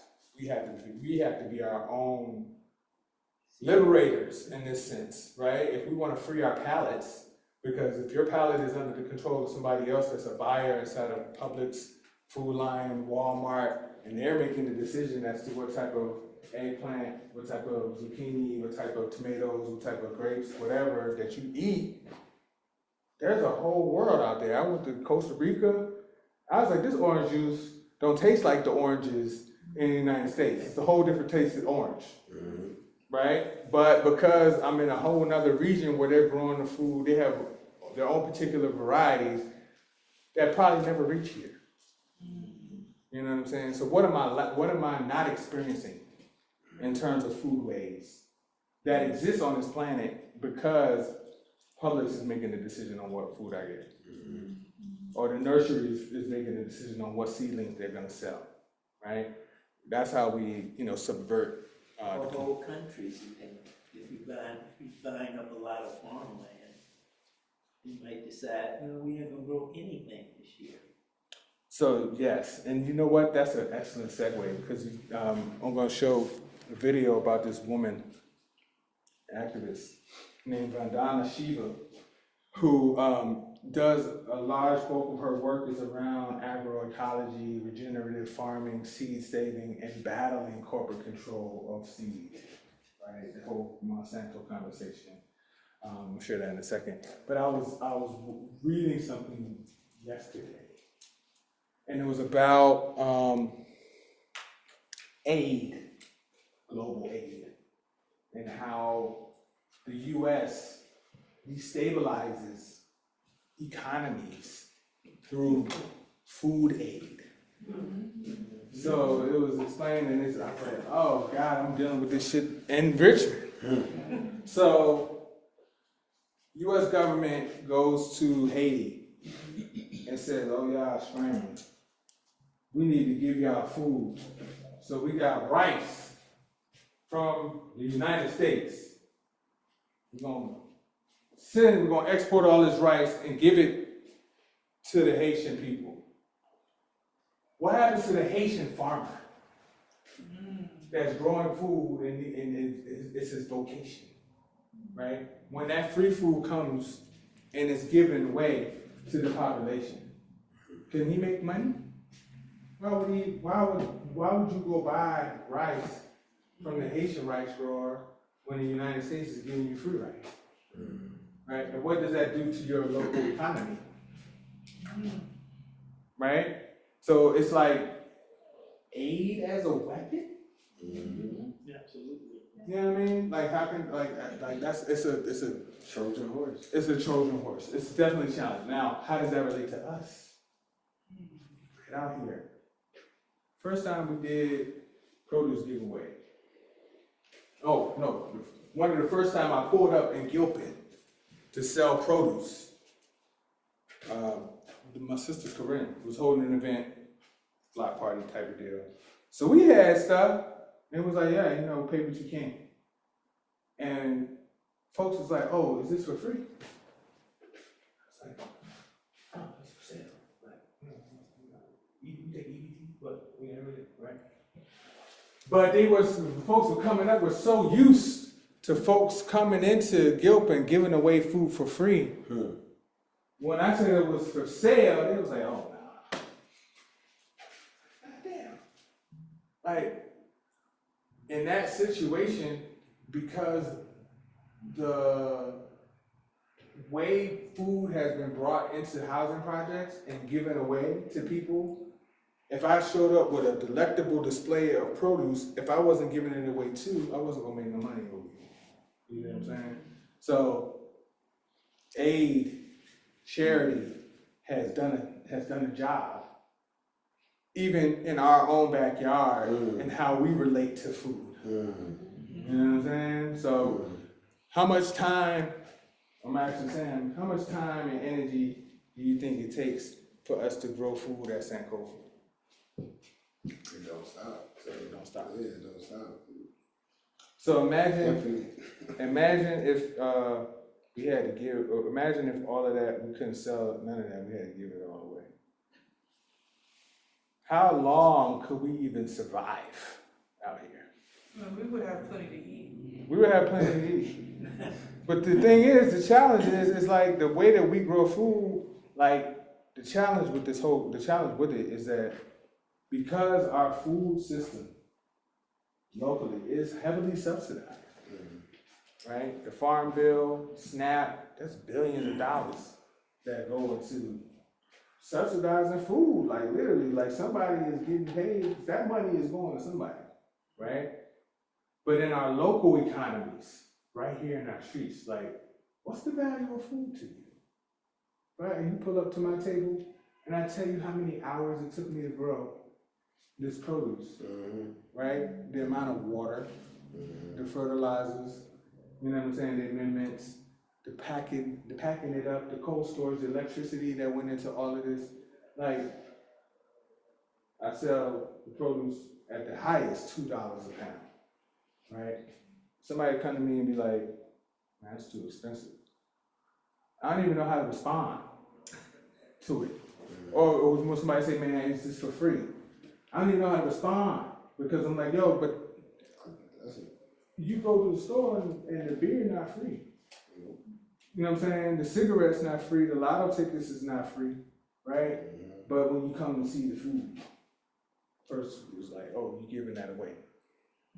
This is a challenge. And I'm not saying we gotta have the answers for that, but it's just something to consider when we're thinking about how fractured our food system is in this moment. All right, let me see if I can pull up this video of Vandana Shiva, and then we'll jump into the next thing.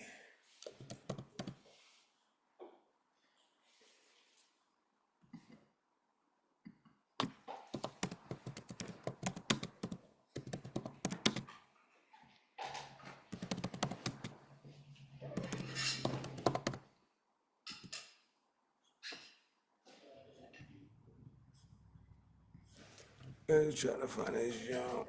Oh, what's the video? I probably can't, but not even gonna find much. I won't be able to find it.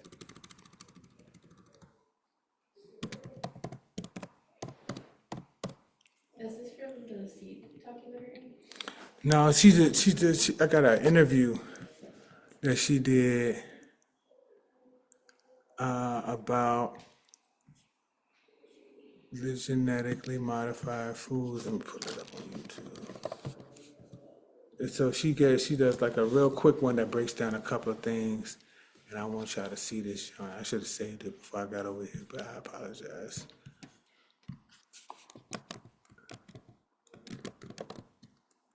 I love seeing everybody else's algorithms. I know, right?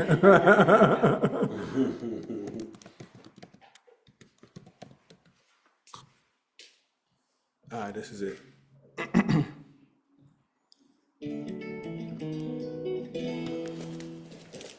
We're now from one champion of the public interest to another, from Sheila Bair fighting for greater oversight of the big banks to a global advocate for social justice named Vandana Shiva.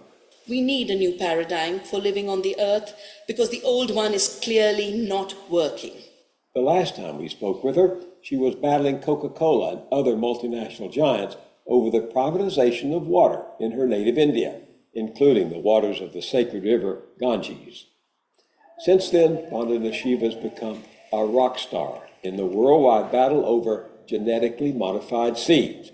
Those are seeds aggressively marketed around the world by big companies like Monsanto to not only increase but also to monopolize food production and profits.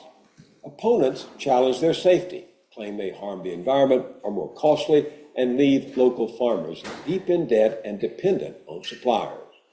Following Europe's example, many American consumers are demanding that food products made from genetically modified seeds be labeled. Monsanto, the world's largest supplier, claims intellectual property rights over its seeds and usually wins when it takes farmers to court for patent infringement. But in India, Monsanto claimed its seeds would produce bountiful crops, and when the results fell short, many bankrupted farmers reportedly killed themselves. Vandana Shiva founded India's Natanya movement to promote the use of native seeds, and she's become a formidable figure in all these battles. Trained in physics, she's an activist and prolific author whose books include Earth Democracy, Soil Not Oil, Water Wars, and her latest, Making Peace with the Earth. I talked with her again recently when she came to New York to be honored by Union Theological Seminary. Welcome back. Wonderful to be back with you. It's an uphill battle you're waging. How do you keep doing it? What drives you, really? We have this very beautiful text in India, the Gita. Bhagavad Gita? The Bhagavad Gita. Yes. And there's a very simple lesson that Krishna gives, that you do not measure the fruit of your action. You have to measure your obligation for action. You have to find out what's the right thing to do. That is your duty. Whether you win or lose is not the issue. The obligation to do the right thing. For me, I've grown up as an ecologist and a nature lover from my very childhood. And for me, the diversity of species, their intrinsic value, their integrity is vital. The rights of our farmers to be able to have seed, the most fundamental source of a livelihood in a poor country. 80% of the food of the world is even today produced by those small farmers of the kind that we have in India. Our small farmers are feeding 1.2 billion Indians. We forget the scale of what smallness means multiplied many times, because we've got used to the dinosaur mentality. We only see the big. We forget that dinosaurs go extinct. You have obviously seen things differently because you studied nuclear physics, right? I studied nuclear physics, but I also studied quantum theory. My thesis was on non-separability and non-locality in quantum theory. Which means? Which basically means everything is connected. Because, the Industrial Revolution and the Scientific Revolution gave us a very mechanistic idea of the universe.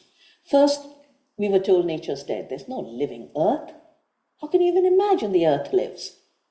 How can other species, they're just inferior creatures of God, and you've got to have man's empire over God, over the earth. The idea that everything is this hard matter, unrelated to each other, is still guiding a lot of science. Genetic engineering is based on that hard matter, genes in isolation. Genes determine everything. There's a master molecule that gives orders. Old patriarchal stuff. The real science. Patriarchal? The real science is the science of interconnection, whether it's quantum of interconnectedness, of non-separation, that everything is related.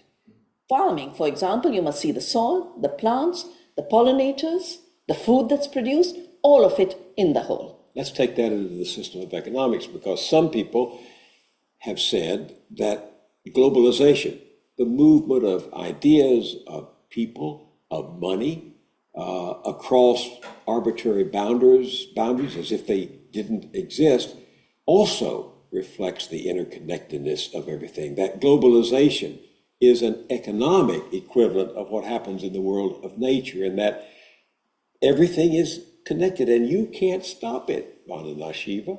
This is the way the world rocks. But first of all, this is not interconnectedness at the ecological level. It's an extremely artificial corporate rule on a planetary scale. Some corporations get to control the world, and then all that's flowing around is commodities.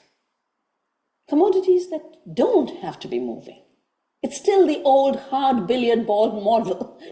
You load the ships from China for cheap consumer products in Walmart here. That is not a world of interconnectedness. The world of interconnectedness would recognize that the rivers of China need to flow clean and free.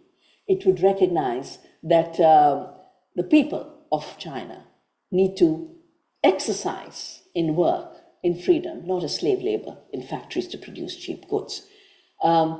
This corporate globalization, based on a higher, a deeper reach of corporations in spheres where they had no role, food, water, the air, or into commodities, transforming the earth into commodities, that flow is not a flow of interconnectedness. And in fact, it is leading to a disconnection.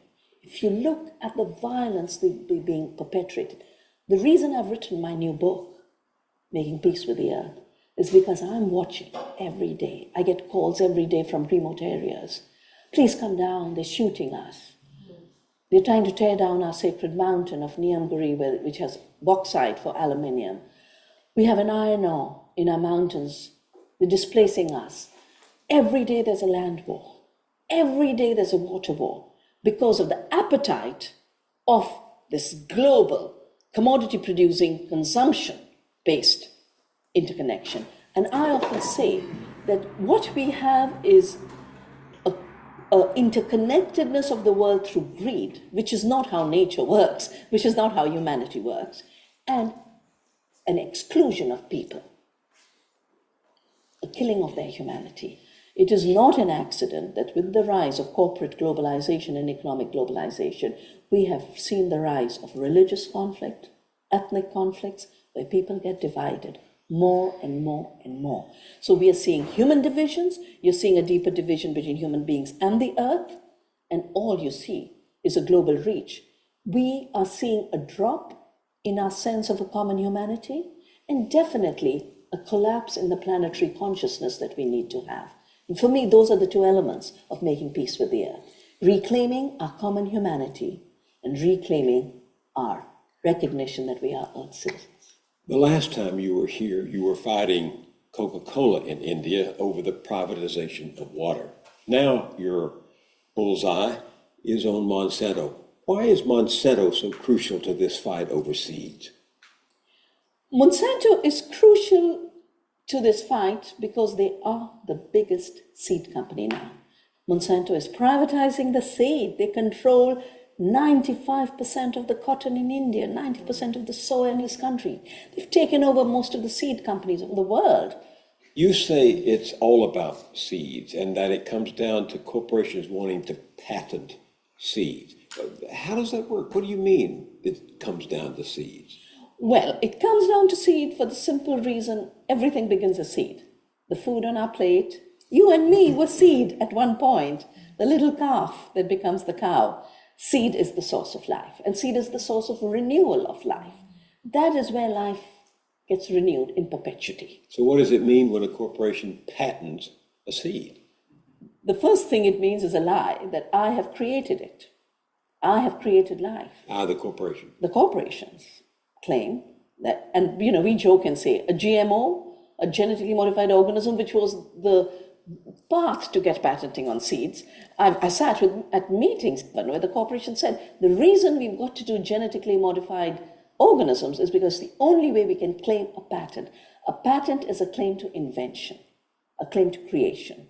And it brings with it an exclusive right to exclude anyone else from using, having, distributing the patented product. Yep. So there's a lot to think about. What year was that? Dag, oh man, I don't even know. That's like 2000s. She's got a bunch of stuff on here. You should look her up. She's got a bunch of books.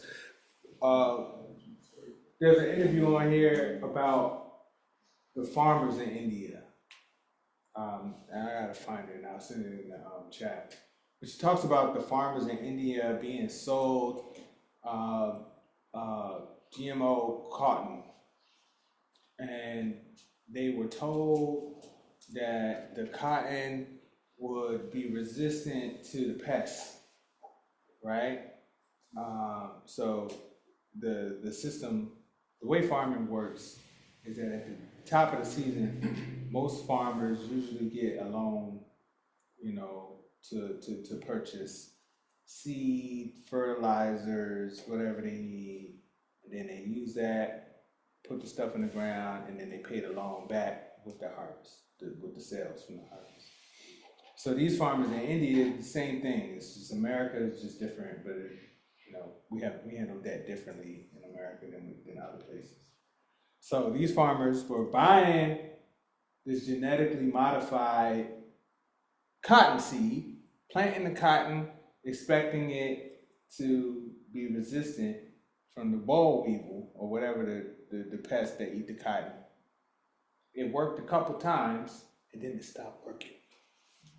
And so these farmers were in debt because the pests that they were told this seed would be preventing, they ate their shit. And so now they owe money, and that means that they couldn't get new resources for the next season. So the farmers were committing suicide because they had no way of supporting their families. Right. Yeah, I was in India, and they were rioting, but what disturbed me the most was that some of them, they were reduced to actually setting their fields on fire, which only increased the pollution level to a point that, it was making me sick. But a lot of them were desperate. They went under. Some of the villages we went through, they were starving. You could tell, when you could see people's ribs, that sort of thing. It was sad. It was sad. Corporate control there is beyond your imagining what we have here. Yeah, right. So I brought Vandana Shiva into the space because it's important for us to think local. You know what I'm saying? Act local, but think global and be thinking about these issues. When I went to Ghana, the farmers weren't really stressing about access to land. They were stressing about genetically modified crops being introduced into their areas and being encouraged to plant these GMO things when indigenous knowledge and all of these foodways have already been intact. You know what I'm saying? So and then you see the propaganda. There'll be people that are like, oh, in the next 10 years, you won't be able to grow cacao, you won't be able to grow coconuts because the climate won't allow you to. And it's like, yo, people can't wrap their brain around it. Like, this is thousands of years of knowledge and practice, and you're telling me I need to get genetically modified cacao and coconuts because it won't be able to be grown due to climate change? Like, no, like we'll figure out a way to address it. This is the challenge that we're living in this moment. Climate change is happening.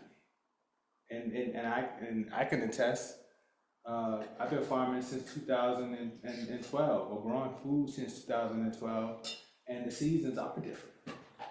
I mean, we are literally pulling tomatoes last week, right, out of the greenhouse, and it's not like an insulated greenhouse; it's just a hot house. But I mean, we just put them in the compost. What you told me last week, Cash and Margie put that out. So that's like a week before Thanksgiving. And the frost killed the last of the peppers that we had in the field, like the top of November. So we were still harvesting cayenne peppers at through after Halloween here in Richmond, Virginia, which was not. That's not normal. That's not how it's been. You know what I mean? So this conversation about seeds is interwoven with that, because as we get more and more seeds as our seasons change, as our climate shifts, like our zones of what grows in our area changes.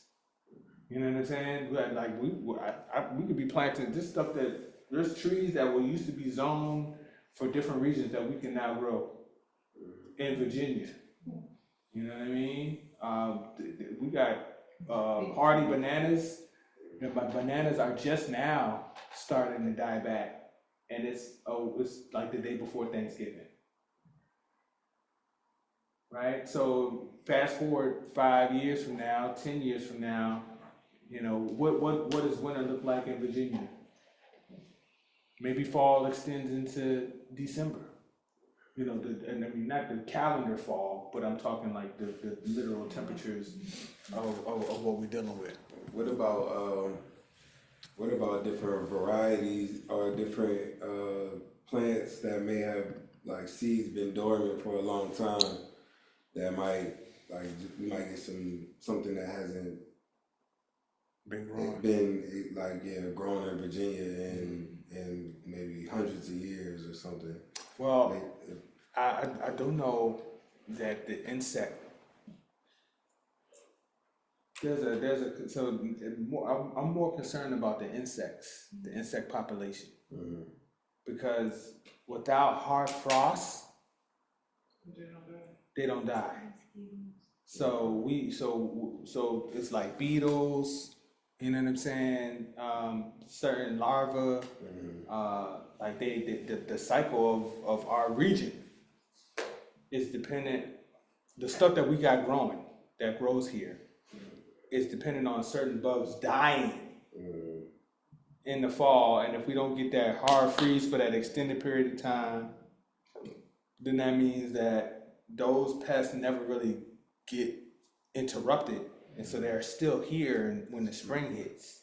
It's been reproducing the whole time. Yeah, and that means that our crops are affected. June bugs don't come in June anymore. Right. Yeah. I think I heard you say something about June bugs before. So that's a real issue. That's a real issue. Another issue is certain crops like peaches need a hard cold.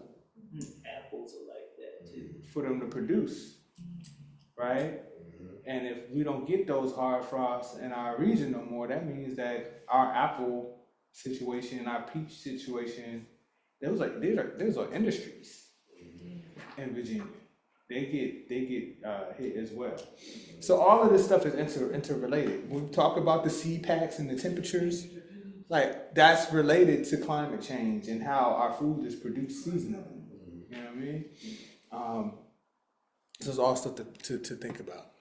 I'm not gonna keep y'all too long. I'm gonna just recap this the seed starting situation that we talked about on Saturday for the folks that were not there, and then we're gonna get up on out of here. So for the folks that were not in class on Saturday, and for the folks that were there, this is something for you to take your notes off. Seed starting is not complicated. It does not have to be super complex. You just need a couple things. Seeds, you need a germination mix, some sort of seed starting mix.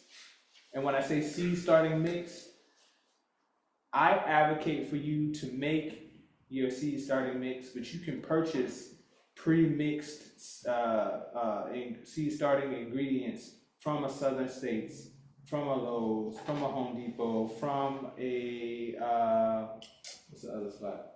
Tractor Supply, Harbor Freight. Sometimes I don't know, the Harbor Freight wouldn't have it, but like Tractor Supply definitely would have it. Southern States would have it. The seed starting mix is typically inert ingredients, stuff like perlite, peat moss, coconut coir. Right, these are the hairs from off of coconut shavings that have been mixed together in the proper ratios so that the mix or the medium that you're growing your seedlings in will absorb and hold water. That's what when you're starting seeds, it's really important for you to have a medium that is spongy and holds moisture so that your seeds don't dry out. Right? That's one of the magic pieces of the puzzle, right? When we did it on Saturday, we did the trays with the peat pods, and we used the Jiffy cartons, and then I gave y'all some of that seed starting mix that I bought from Southern States. All of that stuff was super absorbent, right? And all of it will hold moisture. And then you had reservoirs that those substrates were sitting inside of, and you had a lid clear that would hold the condensation from the evaporating water from out of the reservoir that would allow that to bead up in the top of the cap and drop back down into the soil, or into the mix. So by keeping that unit inside of the greenhouse, which is already warm. It's probably like 60, 70 degrees in there. Those seedlings are gonna have a higher capacity for, sprouting. I'm gonna go check them tomorrow just to see if any of them have already started to emerge, because I wouldn't be surprised if, by next Saturday, we should see some action, you know what I mean? So what about the ones at home?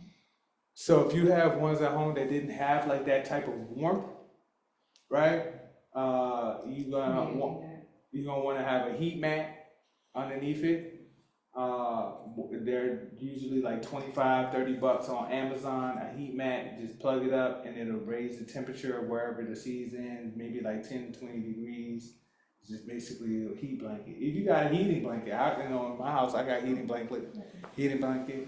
Put your seedlings on the heating blanket, and then just let that do its thing. But you're gonna want to also have like a reservoir of water, because they'll dry out if you let it. So we should be checking those. I would definitely check it. So if I have a heating mat, the little one from the store, I'm gonna use a tray that doesn't have any holes in the bottom, and I'm gonna put at least half an inch of water inside of that, and then whatever my seed started mix inside of that, so it can soak it up, and then that can stay warm with the water.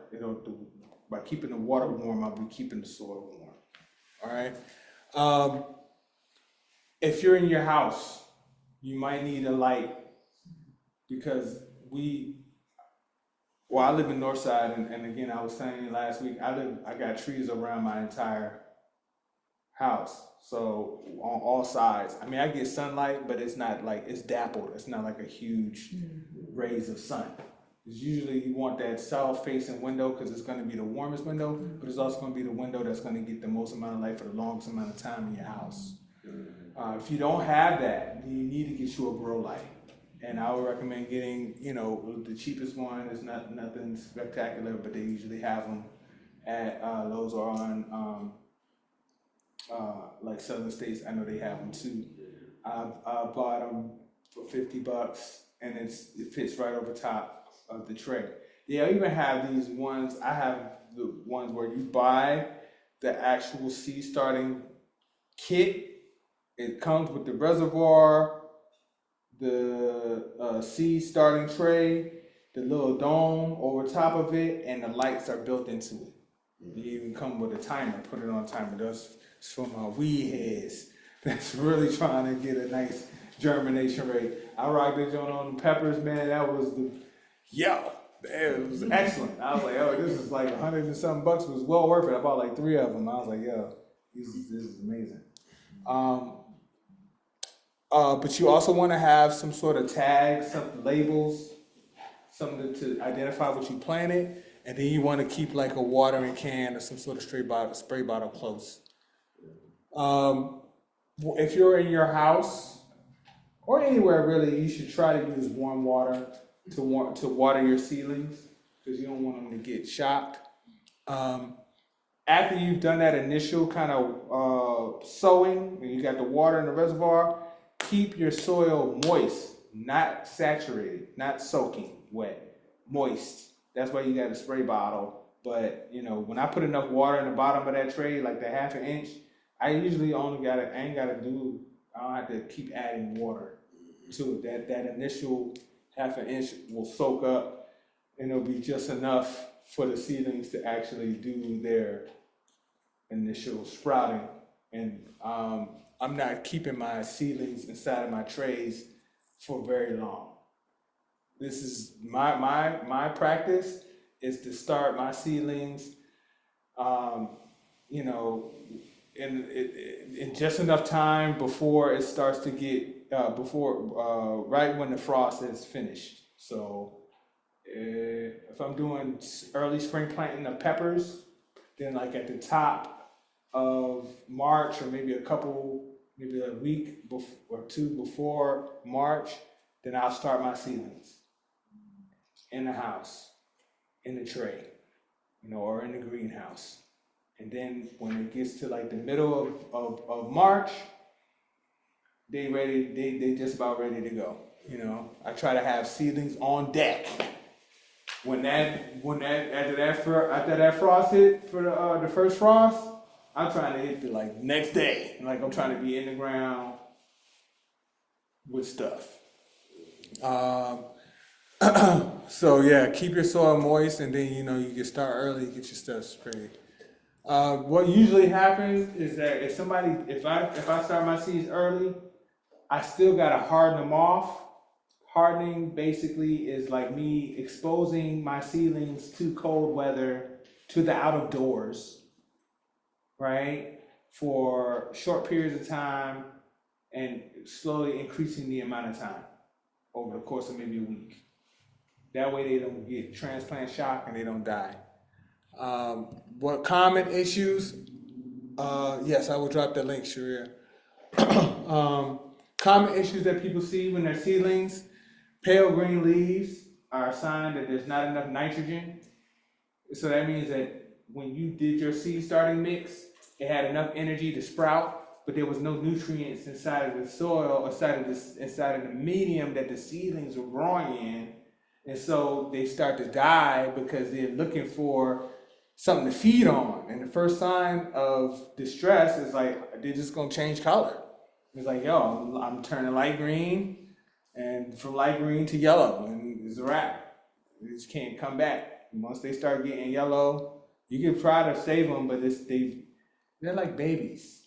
And if a baby gets nutritional deficiency at a very young age, they will have developmental delays as they get older, right? Because they got the body was stunted in its early development, and so later they will have damage as a result of that later. And so it's up to you. Long stems are a sign of the sun's trying to the seedlings trying to find the sun. So that means they need some light. If they already stretched, if your seedlings get longer than 2 inches long, it's a wrap, my G. Start over, because there's no saving. It's like they got on the torture rack and got stretched. And now they stretched, it's like they might do something, but they ain't gonna do like they really could do. You know what I'm saying? It's gonna be a hard life for them getting off the ground. So you don't want your seedlings, because I've seen like seedlings sold or like, this high, like. When they get linky, like too, like it's not really big yet, but like it's unproportioned. Strong. And stringy, and when I say stringy, it's like, it's like the actual stem. It's like the top don't match the bottom. It's like they got too much at the top and not enough they would have got too much at the bottom and not enough at the top. It's like, oh, this is on long. They got really short arms. Hanging off the tray. Hanging off the tray and stuff. Yeah, exactly. If you see the seedling and it's like leaning over and it's got like 2 baby leaves, but the stem is like this long, let it go. Compost it, let it go.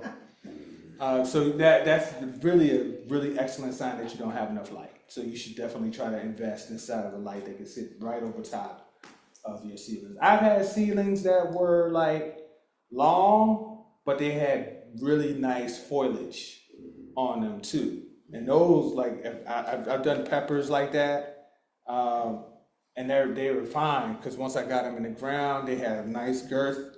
That stem wasn't lanky. It was strong and firm enough to be able to hold the foliage that was on top of it. I'm talking like in the first couple of days. Like as you see that seedling come out the ground and it's like day 14, day 15, and it's like leaning and it's still got very small leaves on the top. That's a start over situation. I've also seen people overwater. This is the easy thing to do, because you're like, oh, it looks like it needs some water. Trust me. If touch it. If the soil is moist, it don't need no water. Let it go. Okay, I'm guilty. I did it too, bro. It's like I had to I had to get less. I had to get less OCD.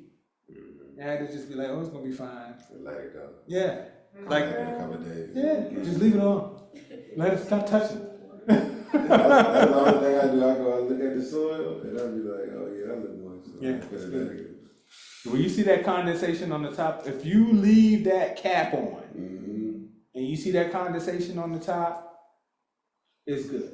Mm-hmm. You know what I'm saying? Just let that condensation do its job, because it's literally catching the water and dropping it right back down into the soil. It's gonna be okay. It's only 7 days. Put enough water in there to last that 7 days. You'll need to put the water to the brim, put it halfway at the bottom, and let the top soak up that water. Let those seeds sit in there, and yeah, let it do its thing. Lack of nutrients in the soil is the easy one to do, but you really should be planning on having these seedlings go in the ground within a week or two of them sprouting and getting their first true leaves. When you first sprout seeds, the first 2 leaves are not the photosynthesis leaves. Does that make sense?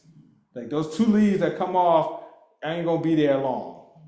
They just like the baby teeth. They're gonna drop out, and then the real ones are gonna come in, and those are the ones that's gonna that's gonna be the real engine of the situation. Is that what you mean by photosynthesis? Yeah, that's why I say the photosynthesis leaves are after those first 2 leaves drop off, the next leaves are the photosynthesis leaves. Those are the leaves that are gonna be looking for the light and really just, drawing in all that energy and transferring it down to the roots and doing the real work. My point is, your seedling should not be in the tray for too long after they've sprouted. After you got those true leaves on there, you should already know where these seedlings gonna go before you even started it, first of all. But Yeah. I mean, I know I be hyped, so I just go too. I overseed all the time and just be like, oh damn, I got more than I need. It's cool. My point is though, once you got those seedlings, you should be thinking, okay, within the next 2 weeks. 3 at the max, maybe if you want to be stressed, you want to stress them out, let them sit in there, let those seedlings stay in the tray for a month. You know what I'm saying? You want to get them out, once they're ready, get them out and get them in the ground. Pro tip, I call the nursery and ask them when they get their deliveries. And I was like, yo, I'm coming up there.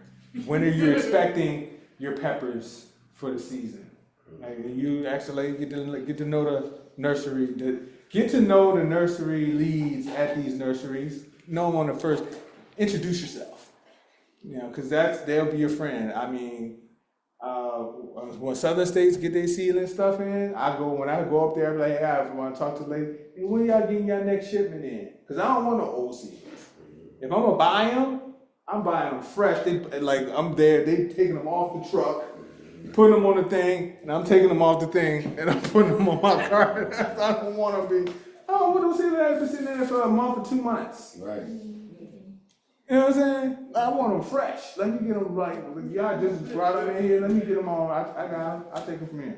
If I gotta buy them. But that's my point of lack of nutrients. It comes from them sitting in the tray for too long, and also to get root bound. But the first thing is the lack of nutrients, and the root bound will make it so the nutrients are hard to get into.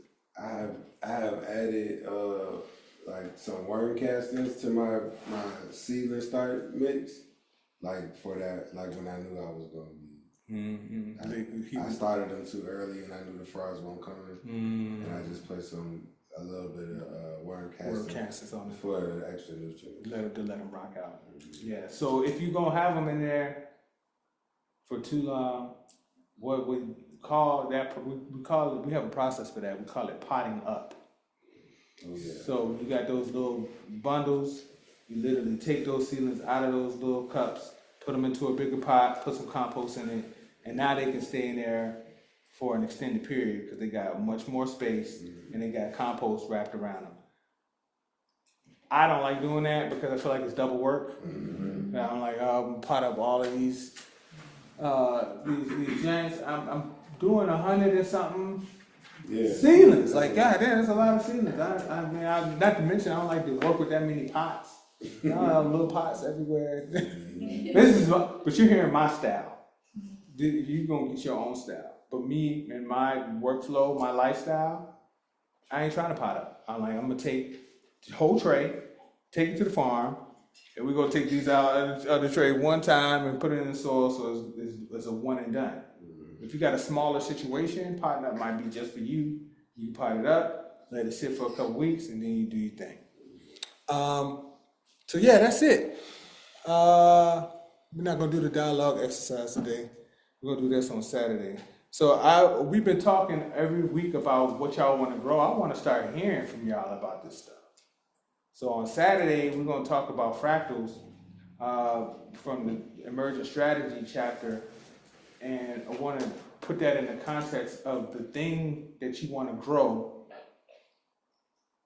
that will fractalize. I don't know. I think that's a prompt for our conversation on Saturday. Saturday we're also going to be planting.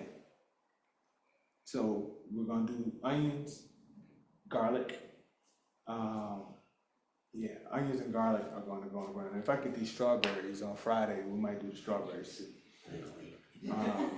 So we got a nice amount of planting to do. I got a healthy amount of onions that came in the mail yesterday, and I got a healthy amount of garlic too. So we're gonna have a good time.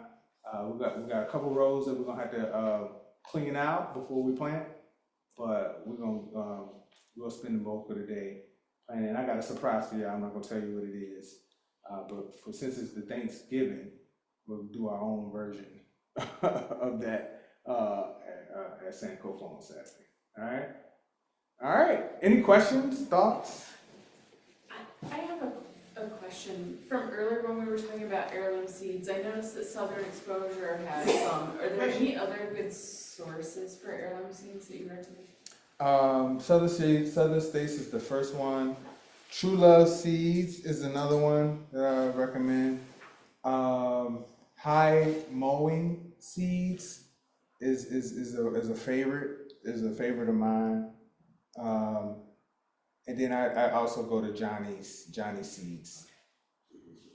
Those are my every year I get seeds from High Mowing. Every year I get seeds from Johnny's. I don't always get seeds from Southern Exposure because they don't sell the bulk quantities that I be looking for. They got little packs. But I go to True Leaf or True Love, and they be having big packs of what I need. Any other thoughts, questions? How y'all feeling? We have week 4. This is a quarter of the a third of the fellowship in the bag.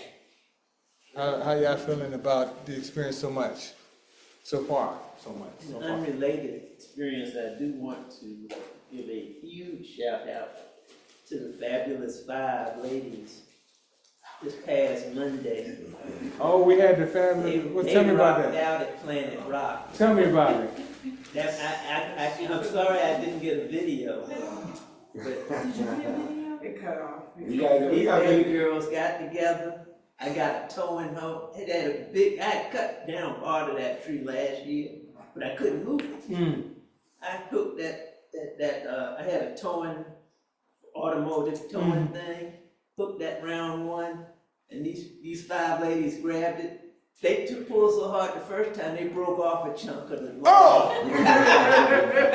That's what I'm talking about. Yeah, it's like this, right? They broke that on off. They went over. They hooked it back up to another part of the limb. They pulled that thing on out. That's what I'm talking about. Whoa. Come on now. Yeah. I was like, you go, girl. That was deep. I was just tickled. In fact, they did so much work that Parks and Rec finally did what they were supposed to do. They came and they cut that big tree down. Oh, word. Yeah, because the battery was down and my chain had been hit the ground, so it was dull. Oh, okay. bro got out there with that 28-inch Oh, and had at it. oh boy. Got that bad boy down, so, I love it. you know, it's all over but the shouting now. Let's go. Yeah, but the Fabulous Five, they rocked out at Planet Rock, I'm here to tell you. Man, hey man, I gotta give y'all props, man. That's been a long time coming. So appreciate y'all showing up and putting in that work. Yeah, that was Consistency. Yeah. Yeah. Word. All right. Well, look, man. If there's no other questions or thoughts, man, and I'll see y'all on Saturday. I hope y'all enjoy y'all day with your family. You know, I want to tell y'all I really have appreciated this last 4 weeks, rocking with you all and seeing your enthusiasm, your curiosity, and your inquisitiveness and the questions that you all are asking has been really joyful for me. I really get a lot out of doing the cohort. I get so much more out of it for asking questions. Yo, Oh my gosh, yes, I have a question and I also have a comment. no, go for it. Hello, everyone. It's Sharia. Hey. Hey. Okay, so my comment is thank you so much for being able to accommodate us who are like sick-ish or dealing with sick people. COVID's on the rise. All the respiratory things are on the rise. So everybody, just be careful of that. And also, thank you so much for accommodating us tonight. I also really appreciate the seed recap for sure. And then my question is, I'm gonna be that girl that asks about the homework. Do we got a reading chapter? And I forgot the other one, but I think that's enough for now.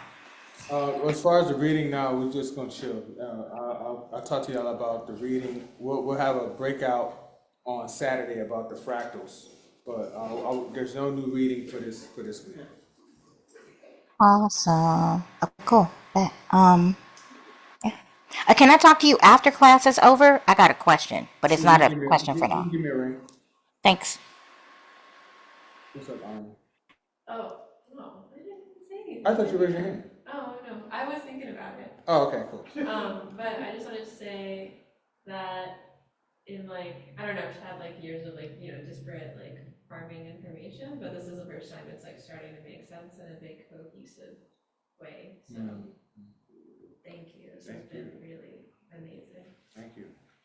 Yeah, I appreciate it.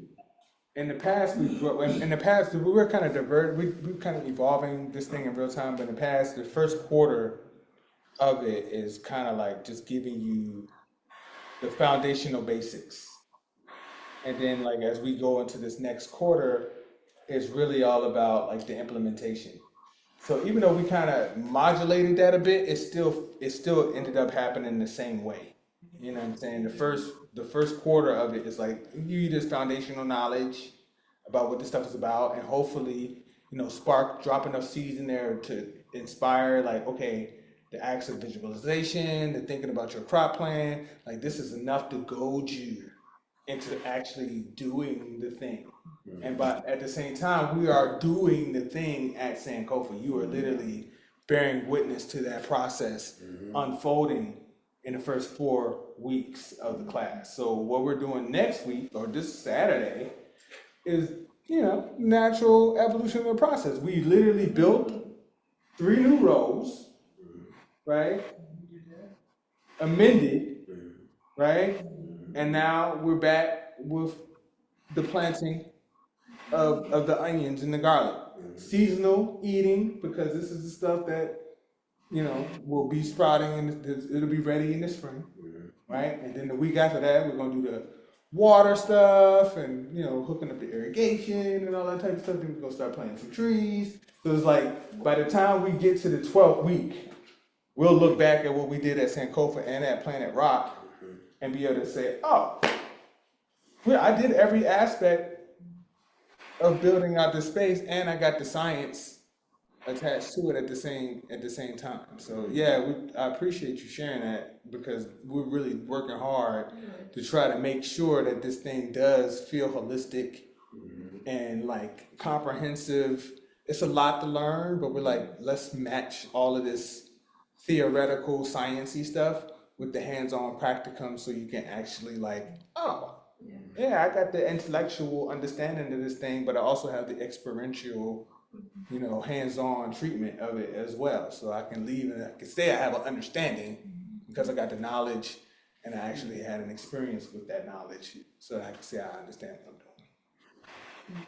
Same for me, like I've always just looking at seeds, was just always fascinated by them, but never went on to find out anything about it. So hearing, you talk about the DNA in the seed and everything is in there, how complete that is, it just, my mind is blown. Yeah.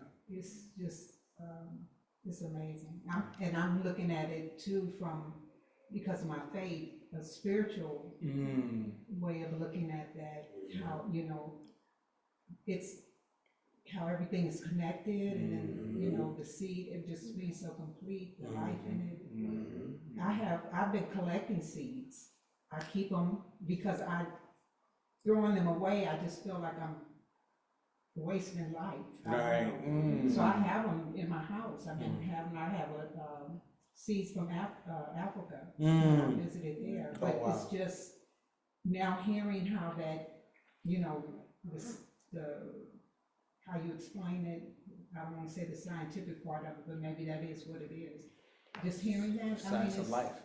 Yeah, it's really good. Thanks. And I don't want to hold up everybody, but you talked about food systems. So I definitely want to crack that open. Oh yeah. Yeah. So yeah, that's, we have a nonprofit and we give food away. So hearing it from another perspective, a farmer that's trying to sell it, yeah, really want to hear that. Yeah. When we get to the, I think the final third of the cohort is when we get into like the systems part, like talking about, going to market, value added products, the other components of like making your farm profitable, right? You know what I mean? Yeah. We dial into those things like towards like week 8, 9, and 10. I think like maybe like 11 even. Like I can't remember which one, but it was probably like week 11 or week 10 where we were like, okay, this is how the money moves. You know what I mean? And not to just be capitalistic, because it's not even that. It's like, well, these are the ways that your farm can generate energy so that you can make a sustainable system for yourself, right? It's not always, selling produce is not the only thing we do. It's one of the things we do, but it's like also connected to some other stuff that when people talk about food access, they often kind of marginalize those other elements of what makes food real for cities, towns, nations. Like, what I mean? It's not just a garden. It's like other components to the thing. And anybody coming through our program, we want to make sure you feel a clear sense of understanding that you don't have to farm to be participatory in your food system, right? There's other roles that are yearning for folks to fill them, you know what I mean? Because we've just been so divorced from it all. But I'm looking forward to diving into that with y'all too. All right, y'all. Enjoy the rest of your evening. I'll see y'all Saturday. I got one thing. When y'all go like 12 weeks, that's a long time. So you get to see like the plants develop. Like, so make sure when y'all go to Sankofa, y'all are looking at the plants. Walk around and see what's there and how it's growing, how it's changing, and know like what's happening. And then the same thing, like the things that we have outside, like now you'll know like next year around this time, these are the things you can be planting as well. Yeah, you're talking. All right, y'all be good. Thank you so much. Yeah, thank y'all. Thanks, crew. I'm gonna save this And then I'll respond to some of the questions that came in the end in the chat. Appreciate you, Deron. Have a great evening. You too, you too. Thank you. No, no, You want me to take your place? no, oh yeah, please, thank you.